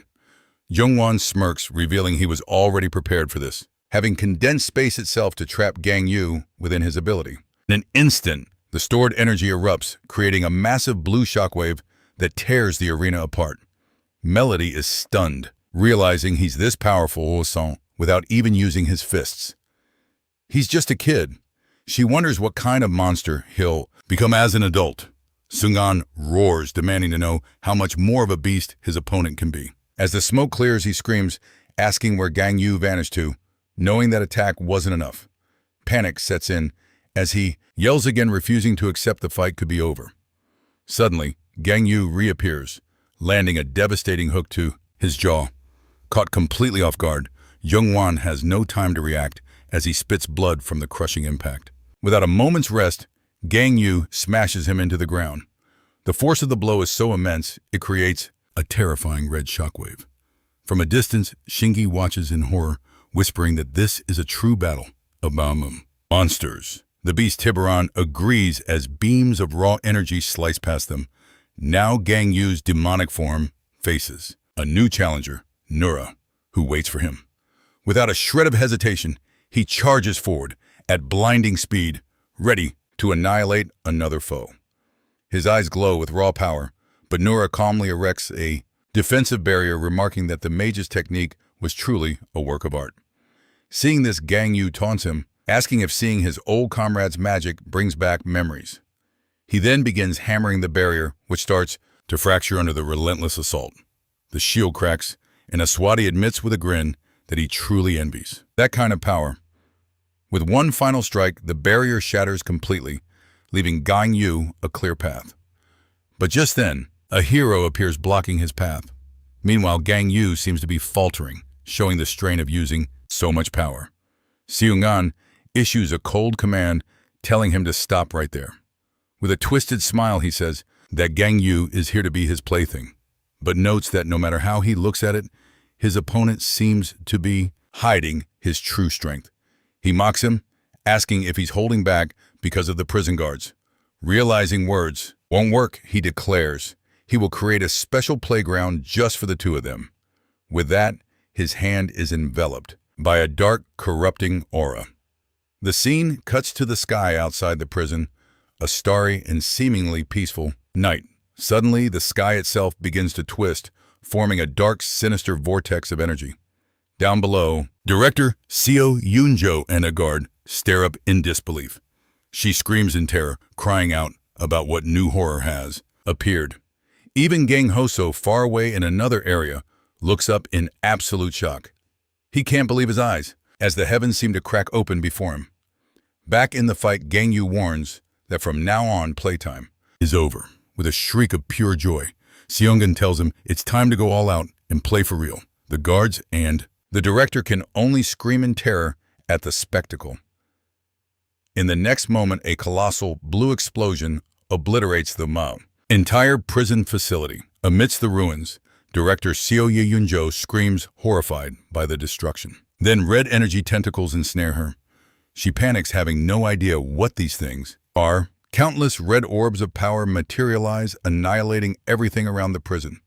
The orbs then merge and rocket toward a sphere of blue energy, triggering another massive explosion. With a casual smile, Seung-gun notes that the place is surprisingly sturdy, despite all the punishment. From his viewpoint, Gang Yu's monstrous form readies its next attack. All of a sudden, Sinka opens a portal for Gang Yu to escape through, but then appears to interfere in the battle herself, using her own ability from afar. With a wicked grin, she warns that you should never interrupt someone when they're using their powers. Morris then suggests they leave, complaining that the area is getting too dusty. Ignoring the chaos, Tatsu Jin crouches and touches the ground, which begins to hum with energy. Morris is taken aback, wondering what she's planning to do. It's revealed that Tatsu Jin is focusing her energy, and a strange symbol glows in her eye. She then rises to her feet as her sword begins to radiate light, showing she's about to join the fight. Sinka turns to her and asks just what she thinks she's doing. With a purple aura flaring around her sword, Tatsu Jin prepares to cut her own path. Seeing this, Sinka is impressed by the girl's nerve, letting out a small wow. But Kanes tells her not to waste her strength, since Sinka has already opened a portal for them to use. The scene shifts to a crowded city street where every single person is staring up at the sky, completely horrified. It's revealed that Gang Yu has just appeared mid-air in his terrifying red monster form, battle form. But in the next instant, he vanished without a trace, leaving everyone stunned. Far away, King Yu materialized high in the sky, wondering if he'd truly become a monster. He then gathered his power, creating a colossal meteor of solid rock. But atop that very meteor, Seung-wan appeared hovering as he stared down at Kang Yu.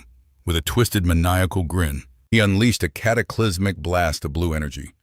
The attack completely obliterated the rock sphere in an explosion that consumed the entire sky. Amidst the falling debris, Seung-wan simply dropped to the ground, landing perfectly and walking away as if the attack meant nothing to him. In the dust cloud, Kang Yu knelt, his energy reserves dangerously low. But even injured, his eyes burned with pure hatred, glaring at his enemy with unbreakable will. From Omad. Safe distance, Sinka's group watched the two warriors inside the massive crater. With a sly smile, Sinka warned that no one was to interfere. They were merely spectators. The reason the criminals from floors B3 and B4 followed Sinka is then revealed. The scene shifts to a flashback where Stiffness confronts Sinka, who calmly introduces herself. She then looks him in the eye, smiling, as she promised to grant his every wish. The one word she used to sway them all was precisely that: desire. It's shown that Sinka preyed on their deepest desires, a fundamental part of every human. By doing so, she convinced every last one of them to join her so-called alpha world. But there was another, far more compelling reason for their compliance. In another flashback, a man dares to ask Sinka what would happen if he refused. Her gaze turned to ice. "That's a shame," she replied, "but the consequence is quite simple. Anyone who dared reject her offer would be erased, leaving them with no real choice." The final reason was Shun Huan Huang, who let out a deep, mocking laugh. Back in the flashback, Canis questions Sinka's motives, asking if her grand plan is for a new humanity. Seung-wan then found it amusing that she planned to marry Kang Yu for this goal. But Sinka cut him off, warning that there was a serious flaw in his thinking. With a sadistic glint in his eye, Seung-wan stated that fighting Kang Yu was simply far more interesting. Sinka snapped at him, warning he'd become a dopamine addict with that mindset. She demanded to know what fun he could possibly have after killing Kang Yu, but he just smiled. "It's fine," he said. "I'm going to die in them. And anyway, so it doesn't matter." Sinka then made a bizarre proposal: have a child with Kang Yu and then another with him. She argued that when they grew up, they could provide Seung-wan with endless entertainment. And once that child reached adulthood, he would be even stronger, making the fight that much more thrilling. She concluded by saying that if he just cooperated, he could have his fun until the day he finally died. Seung-won fell silent, actually considering the girl's insane proposition. With her eyes sparkling with anticipation, Sinka desperately awaited his response. A faint smile crept onto Seung-won's face, a sign that he'd reached a decision. "I'll give it a try," he said. "This could be fun." Sinka began to celebrate his choice, but Seung-won held up a hand. There was one condition. He explained that he felt nothing for her, so how could they possibly marry in the future? But she just waved it off, saying it wouldn't be a problem at all. With a supremely confident smile, she assured him, "Don't worry. In time, you'll fall for me." The scene snaps back to the present with Kang Yu charging at Seung-won with everything he had left. He landed a devastating punch that sent his opponent flying from the sheer force of the blow. Seung-won took the hit head-on, spitting a bit of blood onto the ground. But he rose with a smirk, commenting that using only one hand was clearly not enough. He then taunted Kang Yu. "Are you just going to stay silent this whole time?" Then he asked, "Do you know what this red orb I'm holding is?" With a wicked smile, he revealed the horrifying truth. "It's your brother, Kang Ho Seo." Hearing this, Kang Yu's eyes ignited with a hatred deeper than he had ever known. A roar of pure, unadulterated rage tore from his throat. The taunt had worked perfectly. "So you can speak after all," Seung-won mused. At that moment, Kang Yu charged in a blind fury. But Seung-won remained unfazed, using his power to command the earth itself. With a gesture, giant spikes of rock erupted from the ground, aiming to impale him. Kang Yu braced himself, focusing his remaining energy for one final powerful attack. He leaped and slammed his fist into the ground, shattering the earth and creating another huge crater. Amidst the rubble, he rose, his gaze locked onto his one true target. He completely ignored Seung-won, his entire focus now on the red orb. He stared at the sphere floating in the air, the only thing in the world that mattered to him now. With a clenched fist, he prepared to shatter the orb. But his body froze. He stopped his attack just inches away, unable to destroy the last remnant of his beloved brother. Suddenly, the orb shot forward, striking Kang Yu directly in the chest at point-blank range. Attack sent him flying backward, proving that Seung-won was still pulling all the strings. After the attack, the orb simply returned to its master's side, completely unfazed. A laugh escapes Seung-won's lips, amused by his rival's pathetic state. He taunts him with a smirk. "I knew it. You could never bring yourself to attack me." Kang Yu struggles to his feet, a strange look in his eyes. "I just had a brilliant idea to solve this." At that, Seung-won scoffs. "Oh, and what's that? You think you can attack me after you eat that orb?" But then he complains that it's too big, muttering, "I'll just compress it a little more." Without a moment's hesitation, Kang Yu lunges forward. He slams a powerful kick right into Seung-won's stomach. A scream of pure agony rips from his throat as he coughs up blood from the sheer force of the blow. The impact sends him crashing to the ground, and Kang Yu instantly takes the chance to leap on top of him. With a fist clenched in pure hatred, he prepares to end this fight for good. He then smashes Seung-won straight into the ground. The earth itself shatters from the devastating power of the attack. From a distance, the others can only watch, completely stunned by the boy's strength. Just then, Seung-won grabs his arm. A sudden burst of blue energy traps Kang Yu and explodes, proving this battle is far from over. Out of nowhere, a massive pillar of blue light shoots into the heavens, shocking Sinka's group. The god looks over at Sinka, who seems utterly mesmerized by the spectacle. With her eyes sparkling, she whispers, "It's the most beautiful thing I've ever seen." Kana sighs. It would be nice if they could just make up, but the others knew that was never going to happen. With a serious look, he analyzes the situation and realizes something crucial. Seung-won warns, "I think this fight is finally coming to an end." The scene then cuts to Seung-won on the ground covered in blood and gravely injured. But Kang Yu has also reached his limit. He collapses to his knees, reverting to his human form. Even completely exhausted, he forces himself to stand staggering toward his enemy to deliver the final blow. Seung-won glares up from the ground, his eyes burning with defiance. Suddenly, tendrils of crimson energy erupt from the earth, ensnaring Kang Yu. Sinka's group is horrified. They wonder what in the world that power is that just appeared.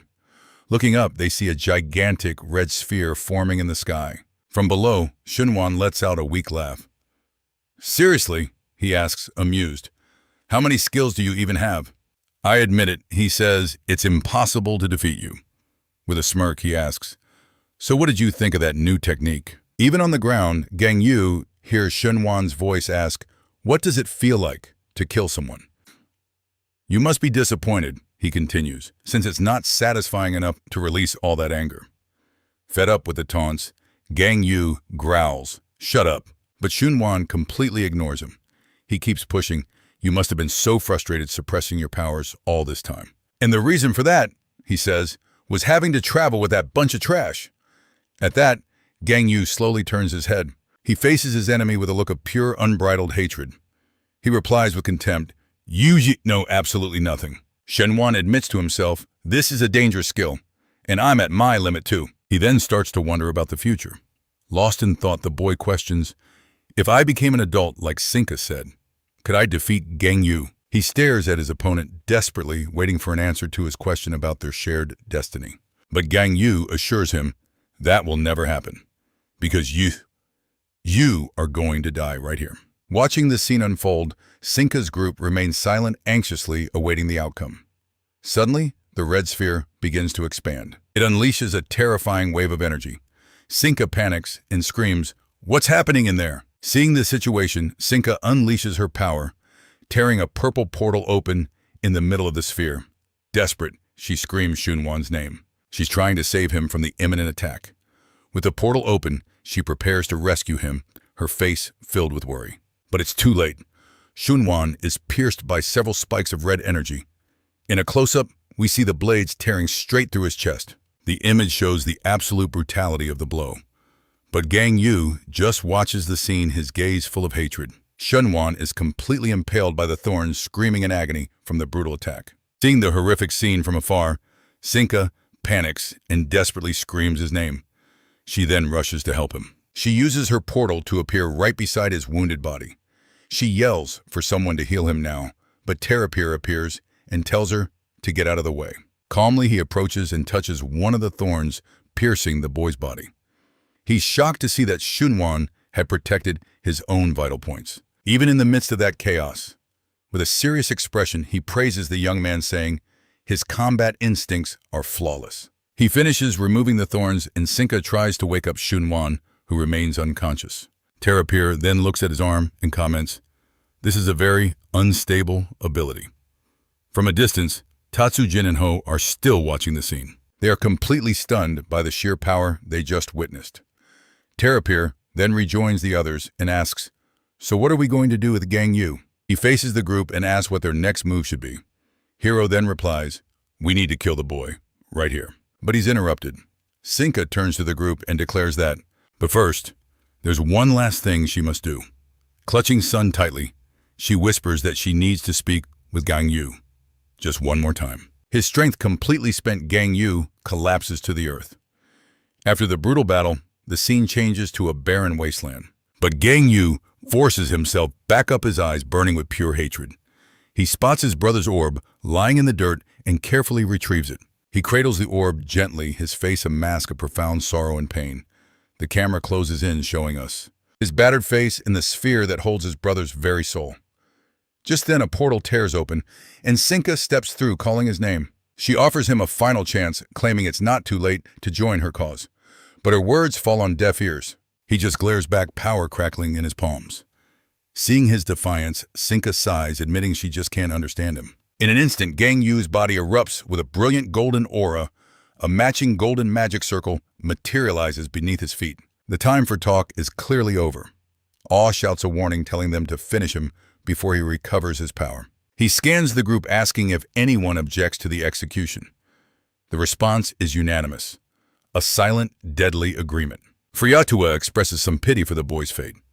But Paninu retorts that she fears him far more if he's left alive. Nura philosophizes that returning to nature isn't so bad, while Melody just complains that she's getting hungry. With a smirk, Stiffness hopes the boy will put on a good show, but Vidi simply laments such a tragic end. Ho jokes that Hunuyong is scarier than any demon, but he just calls her a coward. Surrounded by his foes, Gang Yu shows no fear. Instead, he tells them all to get out of his way. In response, Hero activates his power, growing to a colossal size, ready to pulverize him. He brings his massive fist down a devastating blow that makes the very earth tremble. The impact drives Gang Yu deep into a crater. He's trapped, but still shields his brother's orb. Hero's attack is the signal. The other criminals descend upon him in a vicious onslaught. After enduring the relentless assault, the boy wonders how long it's been since this nightmare started. We see Gang Yu utterly broken on the ground with no strength left to even move. Even unconscious, his grip on his brother's orb remains unbreakable. Seeing him motionless, Hero lumbers closer. "Time to end this," he growls. He raises his foot, preparing to deliver the finishing blow to the fallen hero. A sinister blue energy gathers in his leg, hinting at the strike's destructive force. With a blinding flash, Hero stomps down, intending to crush Gang Yu for good. But then a hand appears from nowhere, stopping the colossal foot dead in its tracks. The hand belongs to Shengwan. He calls out Sinka's name, all while staring down the giant. Sinka is stunned. He reminds her of her promise that he would grow stronger. He then turns to face the rest of them and declares that for the first time in his life, he has found a dream. He lets out a crazed laugh, a maniacal grin spreading across his face. His dream is to personally defeat Siyu Gang Yu. Sinka is completely floored by his declaration, her eyes wide with disbelief. Asuade roars in anger, shouting to kill him immediately. But Sinka silences everyone with a single word. She then gives her final order. "We're leaving," she commands. With a chilling smile, she reminds them of the promise they all made to obey her. Without question, after a tense moment of silence, the group complies, turning to leave on her command. Purple portals tear open the fabric of space and the criminals begin to depart. Sinka asks if Sunan needs help walking, but he brushes off her concern. Before he steps through, he glances back one last time, his eyes filled with grim determination, fixed on Siyu Gang Yu's body, still unconscious in the crater. As the portal closes, he makes a silent vow that they will meet again, someday. It's later revealed that during the chaos, 8 criminals from floor B3 escaped the prison. On top of that, 5 from B4 and another 3 from B5 also broke free. The scene then shifts to another prisoner, Kingston, who has been watching the entire battle from afar. A loud, sinister laugh begins to echo from his lips. He seems to be reveling in the destruction. He muses that the world is about to get much more interesting, and we learn that in the near future, Sinka would soon set the world ablaze. Suddenly, a small pink creature appears, chattering as if delivering some very important news. We then see a young girl kneeling, listening intently to the tiny creature's report. She looks frightened, whispering that she's not ready yet, but the creature insists. All at once, the image begins to glitch and distort, like a corrupted transmission. A blindingly bright light flares, signaling a monumental change is about to occur. We are then welcomed to a brand new world. The scene cuts and Sinka appears with a serene smile. She introduces herself as the future Eve of humankind. She then presents her esteemed guests, Canis, and also Gateau, standing by her side. A question is then posed: what exactly is this Alpha world? Canis steps forward to explain that the Alpha world will soon be realized. He claims its purpose is to save humanity, with Sinka as its leader. Everything. But that raises a chilling question. Who is worthy of entering this new world? The divine being then laid out the conditions for being chosen. The first rule was simple. You must possess overwhelming skills and power. The second condition, however, was far more cruel. You must abandon those who are not selected. And the final condition, one must be healthy and able to procreate. This immediately begged the question, what happens to those who don't qualify? Sinka's face turned to stone as she answered, declaring they had committed a crime and the only fitting punishment was death. She then raised a single finger, asking what should be done with these criminals. A crazed light filled her eyes as she answered her own question.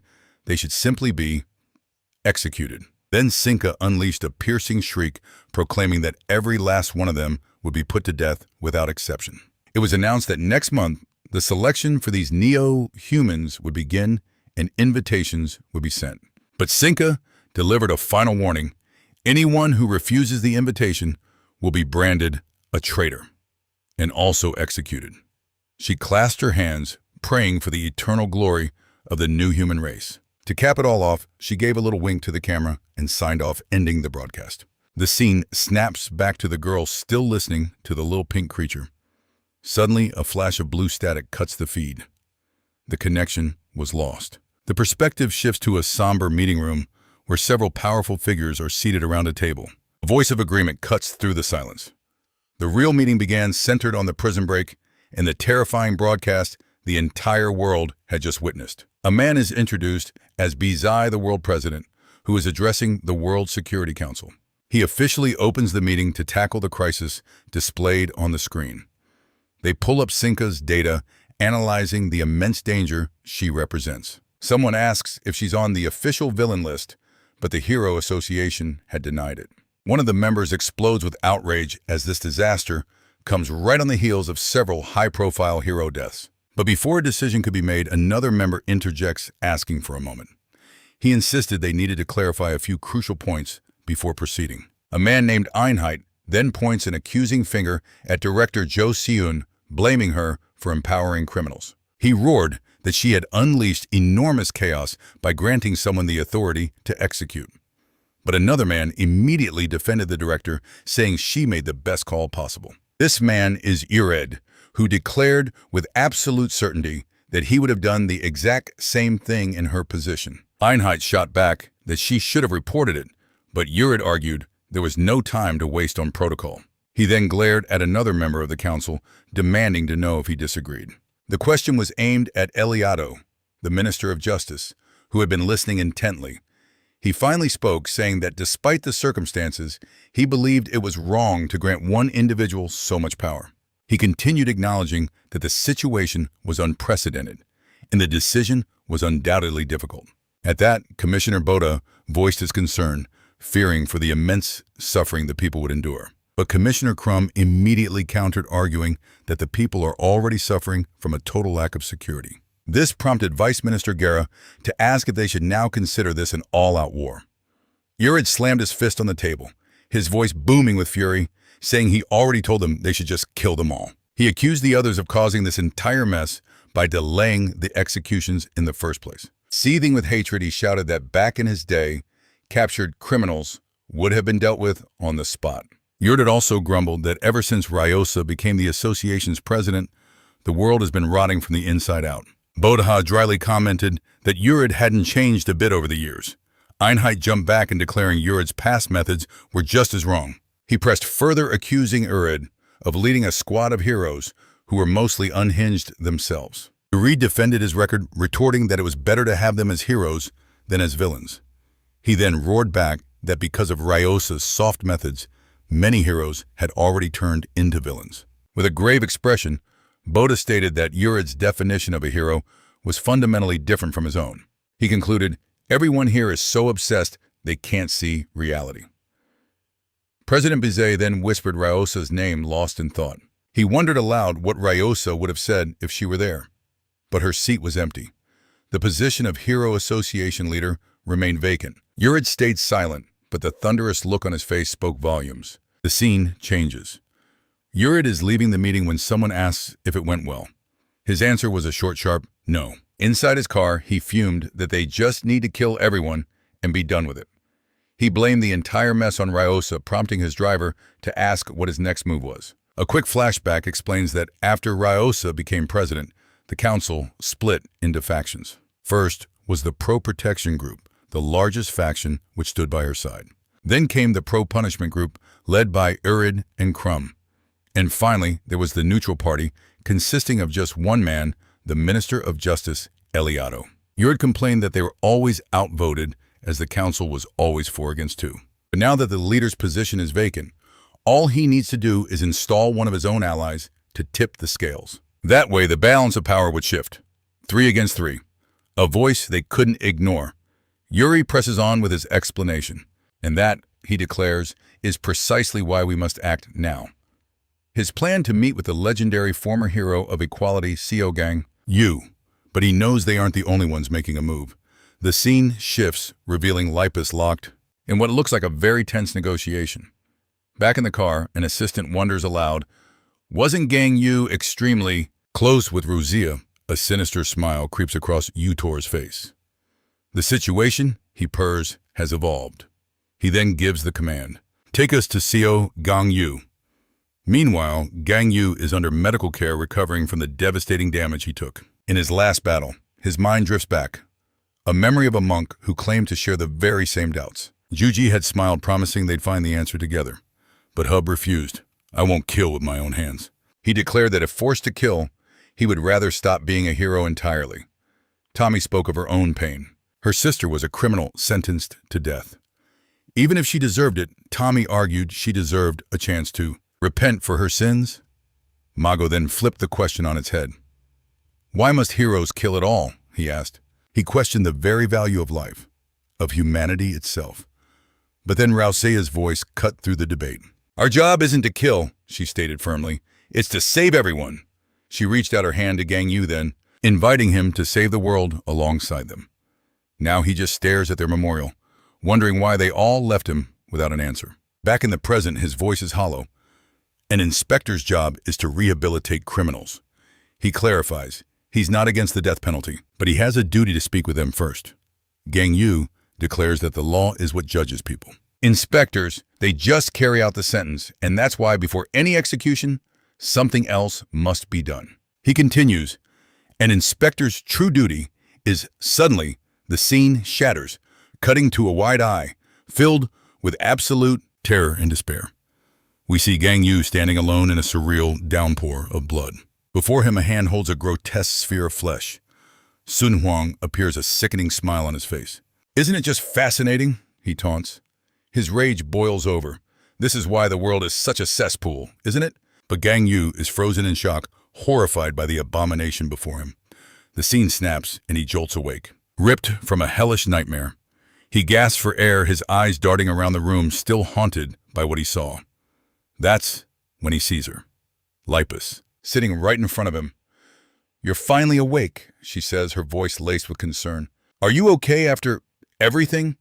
But he's drenched in a cold sweat, still trapped in the horror of that dream. Lipus begins to apologize profusely. I'm so sorry for what happened. She admits she should have been there to help. I knew something was wrong at the prison, but the director covered it all up.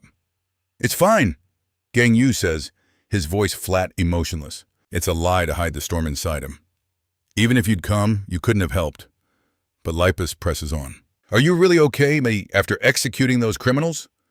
Gang Yu takes a deep, ragged breath, preparing to let the mask fall. With exhaustion etched on his face, he finally cracks. No, he admits. I'm not okay at all. His voice turns to a snarl. I should have killed every last one of them, but in that moment, I couldn't. Lipus's eyes widen in disbelief, completely stunned by his confession. Did you come here to lecture me? He snaps. Then get out. I'm not a hero anymore. He grits his teeth.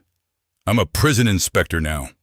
Lipus is left speechless, but she quickly finds her voice again. We need to form a new hero association, one for true equality. She explains she's only leading it temporarily. We need a true hero to lead us. And then she drops the bomb. We were thinking of you for the president's seat. He cuts her off instantly. I told you, I'm not a hero. That's your problem to solve. He issues a stern warning. As soon as I'm healed, I'm leaving to do what I yet. Just then, a deep voice echoes from the doorway, and Yutor materializes out of the shadows. He smiles that same sinister smile. That's right.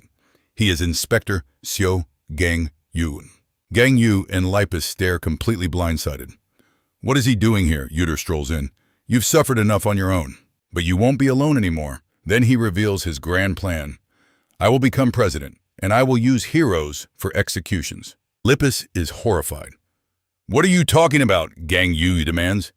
But Yutor just announces his resignation from his current post. He's leaving, so he can run for president of the Hero Association. He smirks. I actually came to see if you wanted the job. But it seems that won't be necessary now.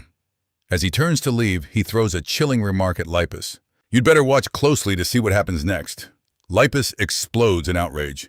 Who in their right mind would ever vote for you? Yuter's smirk widens. We'll just have to wait and see, won't we? She turns back to Gang Yu, but he just closes his eyes. I'm tired. Model. With a piercing cold stare, he tells them to get out of the room. Lipus stands frozen, struggling to comprehend his words, before she finally turns to leave. In the car, her assistant notes that they won't be the only ones going after Seo Gang Yu. Yuter reflects on the situation, thinking how these organizations have grown weak, depending on a single hero. He predicts the council will debate whether Gang Yu should have the right to execute. His assistant then asks what he plans to do, pointing out that Gang Yu is clearly in the wrong. She waits, uncertain of what her boss is truly thinking. Back in the meeting room, a council member argues that the law is the law. They must punish the prison director. But another immediately questions that simple logic. Commissioner Crumb defends the director's actions, stating she would have done the exact same thing. But Einheit slams his fist on the table, roaring that this entire debate is a complete waste of time. He fumes that all he hears are empty ideals, not a single practical solution. With pure outrage, Einheit reminds them he already offered a way to solve this. His plan was to deploy firefighters and the army to contain the threat, but Commissioner Crumb shoots it down, declaring the police never agreed to such a measure. Their objective was to capture the criminals alive and let the courts decide their fate. Yuter scoffs at the very idea. He calls it a solution fit for someone living in a fairy tale. President Bazet then turns his attention to Yuter. He asks him directly for his proposal. With a smirk of confidence, Yuter offers a simple yet radical idea. Let's hold a vote. The council members are stunned by the suggestion, wondering what he could possibly mean. Yuter then lays out his plan. Put the question to a national vote. Let the citizens decide if Gang Yu should be granted the right to execute, effectively rewriting the law by popular demand. The scene shifts to the city at night, the weight of his proposal hanging in the air. Yuter presses his advantage. A vote is cleaner than this pointless bickering. He then cynically reminds them who they truly work for, the people. But one member calls the idea dangerous. Yuter immediately fires back, accusing him of looking down on the very citizens he serves. Einheit snaps, claiming he sees right through Yuter's pathetic act. He accuses Yuter of being a coward, terrified of losing. Am I wrong? He challenges, his eyes burning with intensity. The tension thickens as all eyes turn to the president, awaiting his judgment. The president closes his eyes deep in thought, the silence stretching on. After a long moment, his decision is made. He authorizes the national vote. 2 weeks later, a news anchor appears on screen to announce the final results. She reveals an overwhelming 88% voted in agreement. A landslide victory. Yuter smiles, completely satisfied. Even better than I expected, he murmurs. The anchor goes on to explain the public's reasoning. The people see this as a war. And in a war, the enemies are nothing more than beasts, undeserving of legal protection. Yuter's smile widens. Soon, heroes other than Gang Yu will be granted the same authority. The anchor then presents the minority opinion, the 12% who voted against the measure. They argued that Gang Yu is too emotionally driven, that giving him such power is a catastrophic risk. They believe concentrating this authority in one individual could lead to the total collapse of society. But Einheit explodes in rage, screaming that it's all utter nonsense. Yuter just shouts back, declaring the people have spoken, and that should be the end of it. But President Bazet's voice cuts through the chaos. He orders them both to be silent. With a grave expression, he gives his next command, bring me Seo Gang Yu. The scene changes to an elegant office where a man waits patiently. It's been a while, he says. Gang Yu appears, dressed in his uniform, and the man greets him by name. He asks if Gang Yu has heard the news. He has. With a calm, calculating gaze, the man asks what he will choose to do. Gang Yu's answer is firm. I'll follow the will of the people. I will execute them all. The man nods, seemingly accepting this. But I have one more question for you.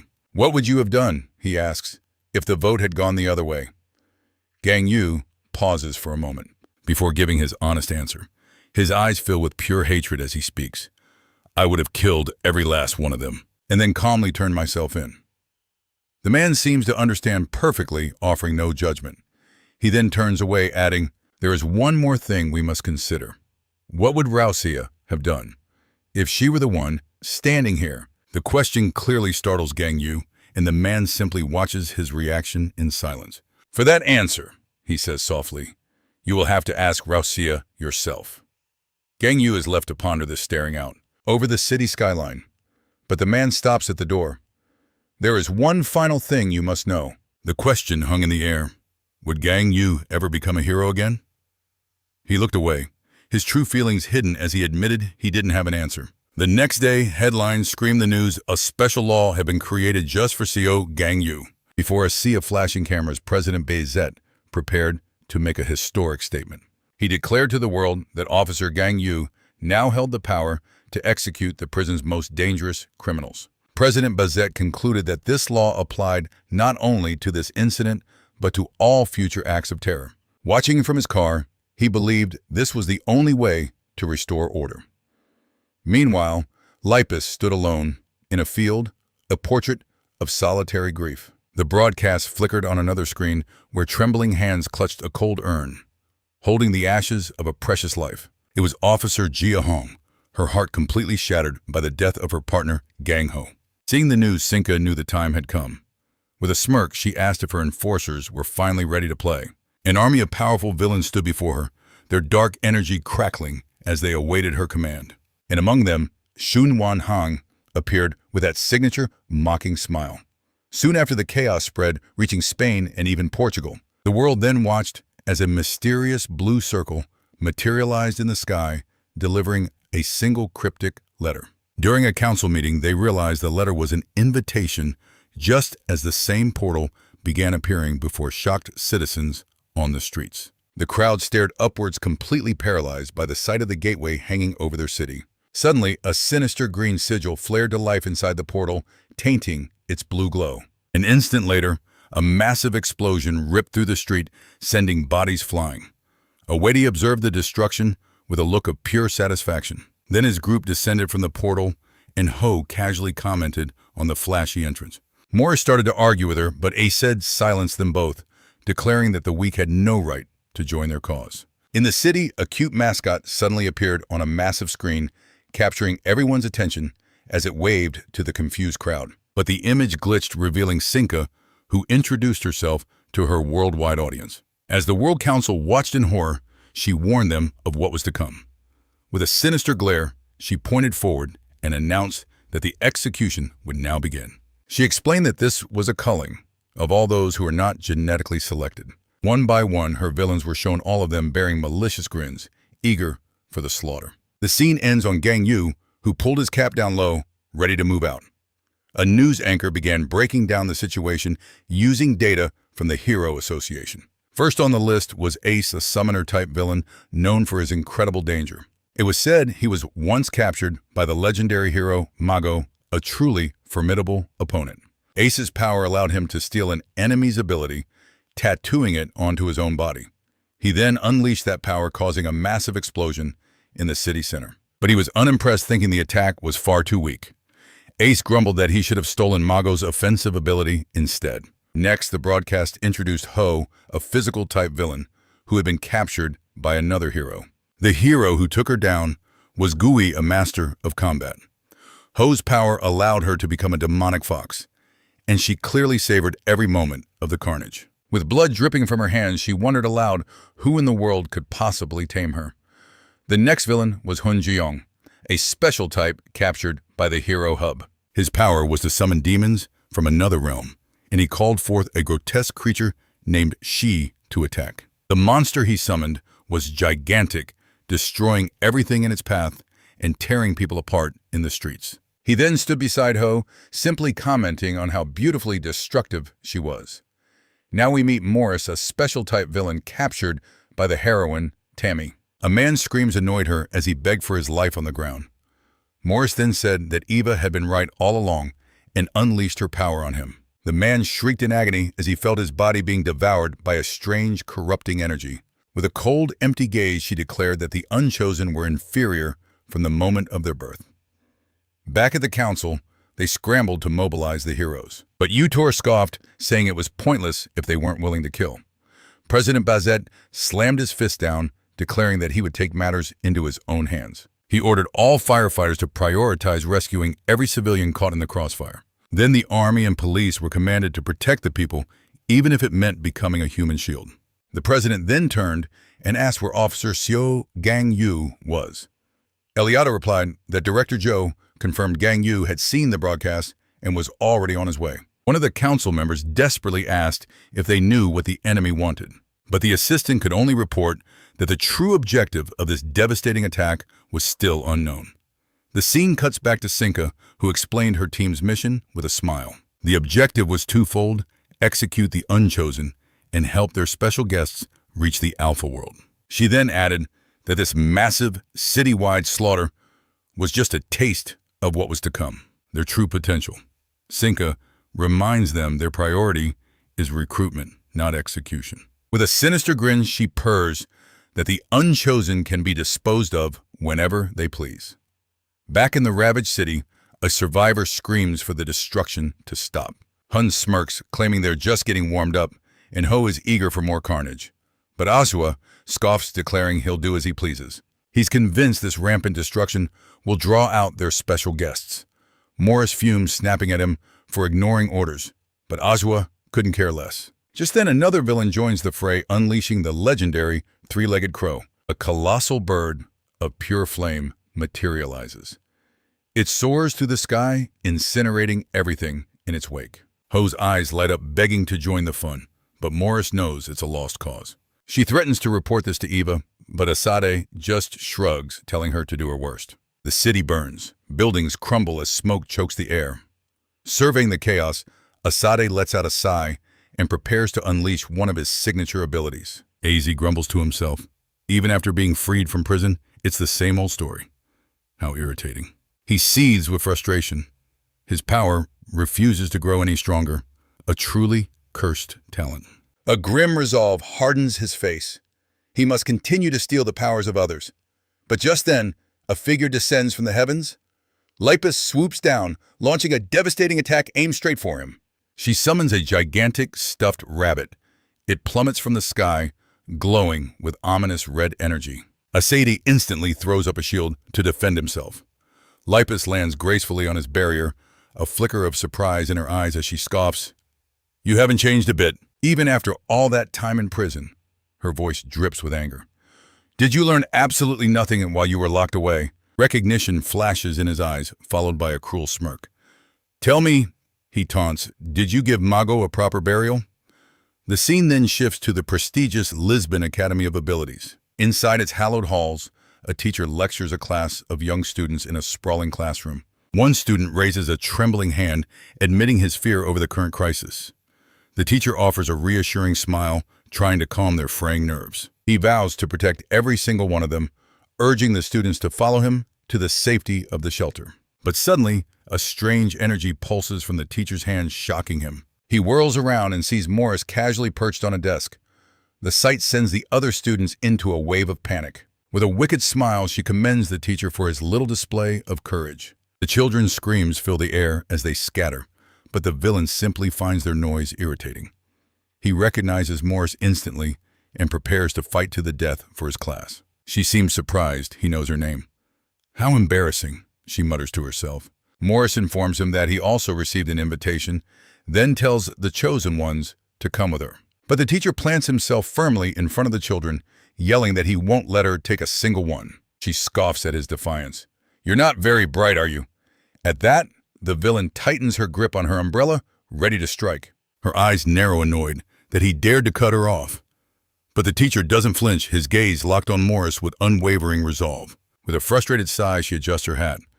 "It seems I'll have to teach you some manners." This school was founded by Mago and Rosea after the incident with the twins, a special place to educate gifted children. Here, heroes taught the younger generation how to blend into society despite their unique abilities. And most importantly, they learned to control their immense powers safely. Back in the present, Morris casually tosses her hat into the air. She activates her ability, creating a power zone she calls the Good Manners Zone. The teacher and students recoil in shock, unsure what this massive energy field is. The villain simply raises a finger to her lips as if scolding a noisy classroom. Instantly, magical gags materialize over the children's mouths, silencing them completely. With silence restored, she floats smugly in the air, revealing the name of her power, is etiquette. This ability only works on those she deems inferior, giving her absolute power to restrain or even harm them. She then threatens to kill anyone who steps out of line, a perfect demonstration of her oppressive power. Morris then calls out the 3 children who received invitations, ordering them to step forward. Reading from a list, she declares that the 3 are a special type, destined to help the Queen build a new world. The villain looms over the terrified children, demanding an answer. One boy speaks up, asking if she means the Queen from television. She confirms it. The boy admits the Queen is beautiful, and her plan sounds perfect. But he flatly rejects her offer. Her brow furrows in confusion. He explains that this so-called Queen wants to eliminate everyone without abilities. His voice rises with outrage, shouting that he has friends without powers and would never, ever hurt them. The other children chime in, their voices filled with conviction. Their parents don't have powers, and they've done nothing wrong. They remember their teacher's words on model, teaching them to embrace those who are different, not brand them as evil. Morris scoffs. So that's your final answer. In unison, they shout back, "No!" Enraged, she simply sneers, "Then die," unleashing a power that rips the very earth from under them. Her energy crystallizes into a storm of glass shards, poised to tear through the children in an instant. But in that critical moment, the teacher leaps forward, becoming a human shield to absorb the deadly assault. He stands his ground. His ability is revealed: impact absorption, a perfect counter. The villain's eyes widen in disbelief. "So that's why Sinka brought you." She seethes, realizing his ability is her natural enemy. The teacher's gaze turns ice cold. He warns her, his voice low, "We know everything about your past."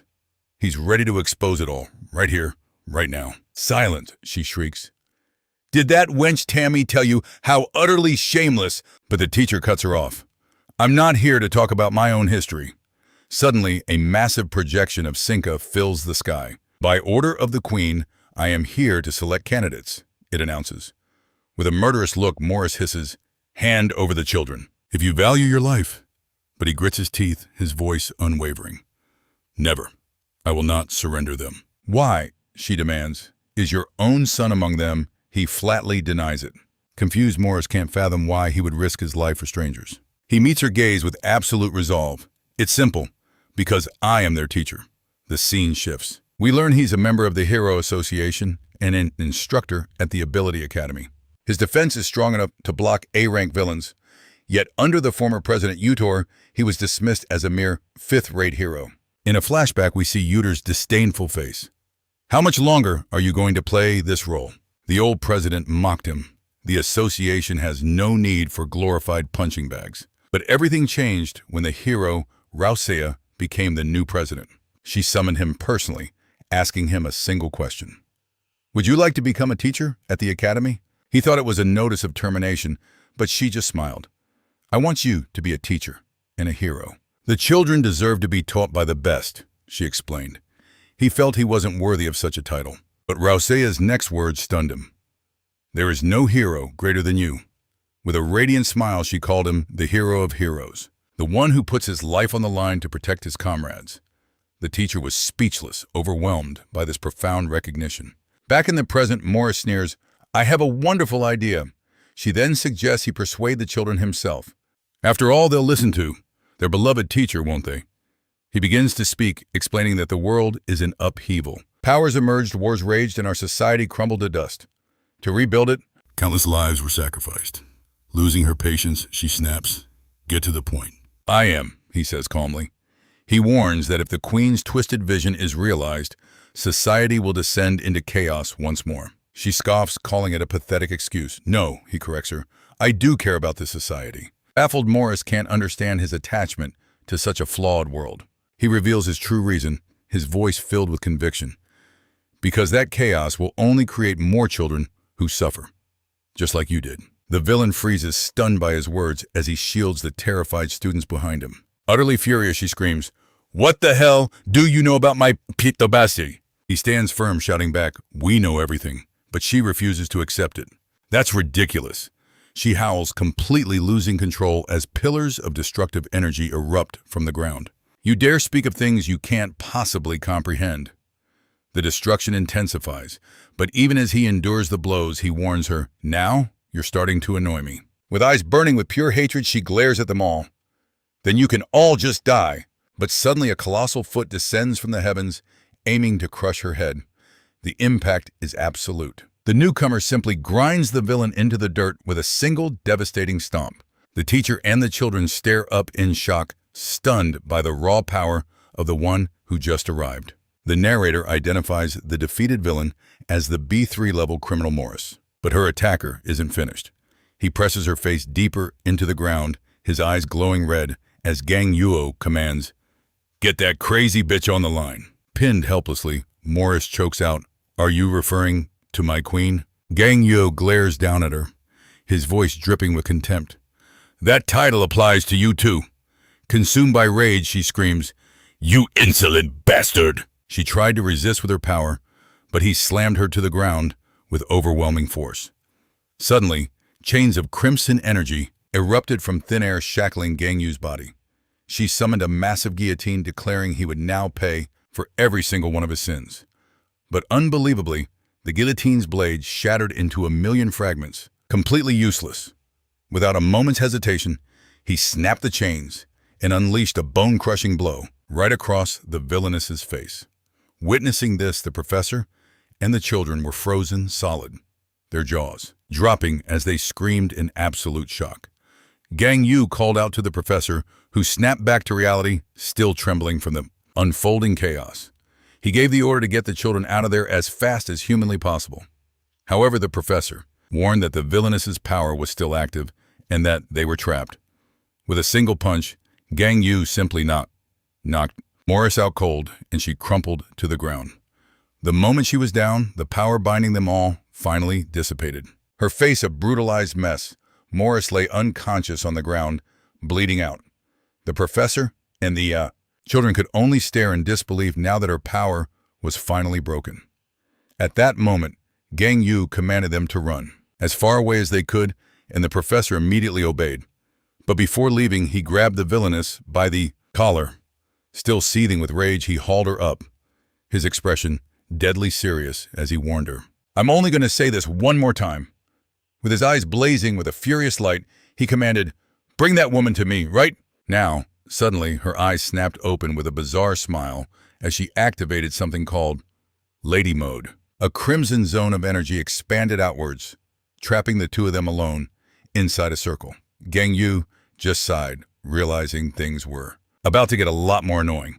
Her entire appearance shifted, and she mused that it had been a while since she'd used this form. Out of thin air, two bizarre figures in top hats and mustaches appeared behind Gang Yu, boxing him in. The two men spoke in perfect polite unison, stating that ladies must always go first. She snapped her umbrella shut, transforming it into a weapon, and activated a new skill lady zone. With it, the umbrella projected a massive energy dome that covered the entire combat area. Gang Yu looked completely fed up, lamenting that she had to bring her problems to him. She told him he was out of luck, revealing her true appearance in lady mode. It's explained that while this mode is active, anyone who acknowledges her as a lady also gains her powers. Just like her other abilities, it's a power that only functions to oppress the weak. And that's precisely why Morris knew from the start her ability was useless against Seo Gang Yu, a man so overwhelmingly powerful he could tear through even Sinka's dimensional magic. Her only intention was simply to buy time, even if it meant dying here. She had to help the other criminals complete Sinka's mission, no matter the cost. Gang Yu saw right through her pathetic stalling tactic, noting she clearly had no intention of bringing the queen. But she just laughed, mocking him for throwing away the chance to be chosen by her queen. Losing his last shred of patience, Gang Yu began to unleash his power, sending her into a desperate panic as she screamed for him to wait. Trying to buy just a few more seconds, she yelled that she knew where the queen was hiding. But Gang Yu cut her off without a second thought, stating he didn't need to hear it from her. He explained he could simply take her body to a psychometry user and find out everything. The villainess's face fell, realizing that even if she died, her sacrifice would be completely meaningless. She taunted him, asking what he planned to do, warning that not even the queen would spare his life. But feeling his power surge, the villainess realized there was only one thing left to do.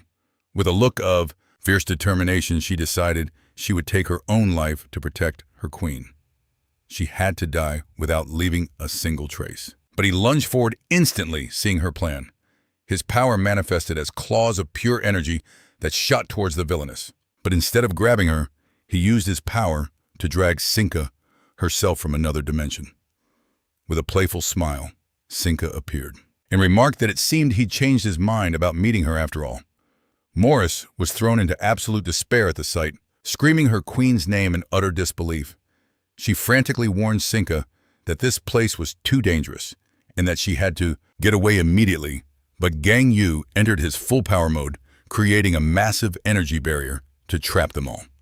Sinka noted that he hadn't changed his mind at all and casually asked her servant if she was all right. Fully transformed, he glared at the two villains, ready to begin the real battle. He then warned that he would use every last ounce of his strength to finish her off right here. Sinka found his threat absolutely terrifying, but for some reason, she didn't feel any anger. In fact, she was thrilled by his obsession and even wondered if this could be love. The three were now trapped in this dimension with the villainesses staring at Gang Yu's overwhelming power from afar. Sinka then ordered Morris to take care of those who refuse the invitation while she handles business. Though hesitant, the servant obeys, but not without screaming his queen's name, fearing for her life. Just then, Gang Yu smashes the barrier with everything he is, violently expelling Sinka from the dimension. A smile plays on her lips as she's launched backward, seemingly thrilled by his raw power. She reappears through a portal right behind the children, announcing she's fashionably late to the party. On the other side, a critically wounded Morris stumbles into view, causing the children to gasp in horror at her condition. The teacher springs into action, yelling for everyone to run.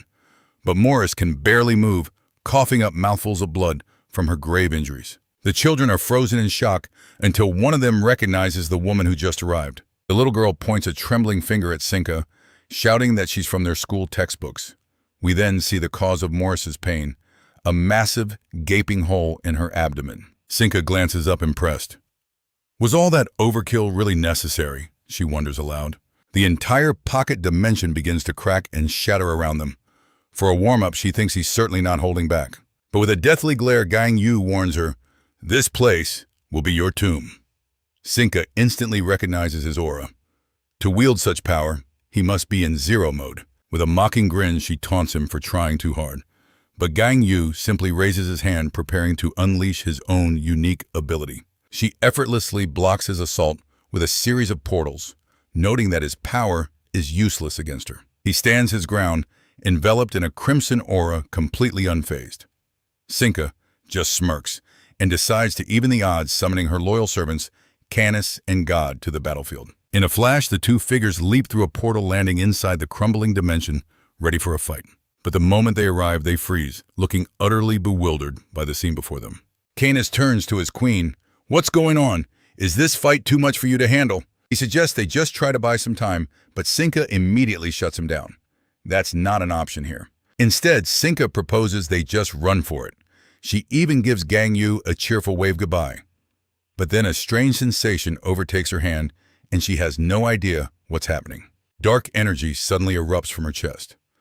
Her servants can only stare, speechless and utterly confused. Gang Yu slowly clenches his fist, revealing the name of his technique, Dark Paradise Prison. The narrator explains that this entire space was created by Gang Yu's ability, the Dark Celestial Prison. In their last encounter, Sinka could rescue Xiongwan from this prison because she was on the outside looking in. But now that she's trapped inside his domain, there is no escape.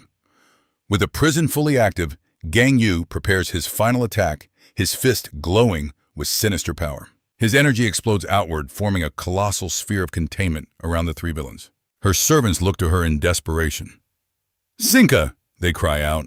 Canis pleads with her to release their collars so they can fight at full strength. She hesitates. She made a promise to Xiongwan that he would be the one to kill Gang Yu, but her servant insists it's their only choice. Sinka finally makes a decision, convinced that Xiongwan will understand when he learns what happened. She agrees to remove their seals. Her servants brace themselves to unleash their true power. But in that very instant, their eyes begin to glow with a terrifying, unnatural light. Out of nowhere, they begin screaming in agony as if something were torturing them from the inside out. Completely baffled, Sinka demands to know what's happening, sensing that something is terribly wrong. The camera pans out, revealing that Gang Yu's prison itself is the source of their immense suffering. He turns to face them, his voice echoing with absolute power. In this world, he declares, I am simply peerless. The villains tremble under the pressure, unable to comprehend his confidence. Gang Yu explains, no one can rival me, no matter how many come, because the moment you make me your enemy, you make an enemy of the entire world. A smirk spreads across his face. That is what it means to be peerless. He turns back to Sinka. So what do you think of my power? But suddenly, the scene shifts, revealing Kingston sitting calmly within the prison. Kingston stares directly at Gang Yu. Do you not wish to become truly peerless? He asks. Gang Yu is taken aback. Where did this man come from? What is he even talking about? You are strong, Kingston explains calmly, but you are not yet the most powerful in the world. With a knowing smile, he makes an offer. I can make you the strongest of all. Sinka explodes in fury. What is this nonsense? She screams. Has this old geezer lost his mind? She continues her tirade, but Kingston moves toward her, his fist crackling with an immense aura. He is clearly not bluffing, and with one earth-shattering blow, he sends her flying coldly, warning. Women should not interrupt when men are talking. Her servants are stunned. Sinka, consumed by rage, screams at the old man to get lost. But in that same moment, her eyes begin to glow, as a strange new power takes hold of her. Her servants scramble to her side in a panic. Spitting blood, she glares at her trembling hand, cursing that wretched old man who dared to strike her. Pure hatred burns in her eyes as she shrieks, calling him a useless dying fossil, but he just laughs, mocking her pathetic state.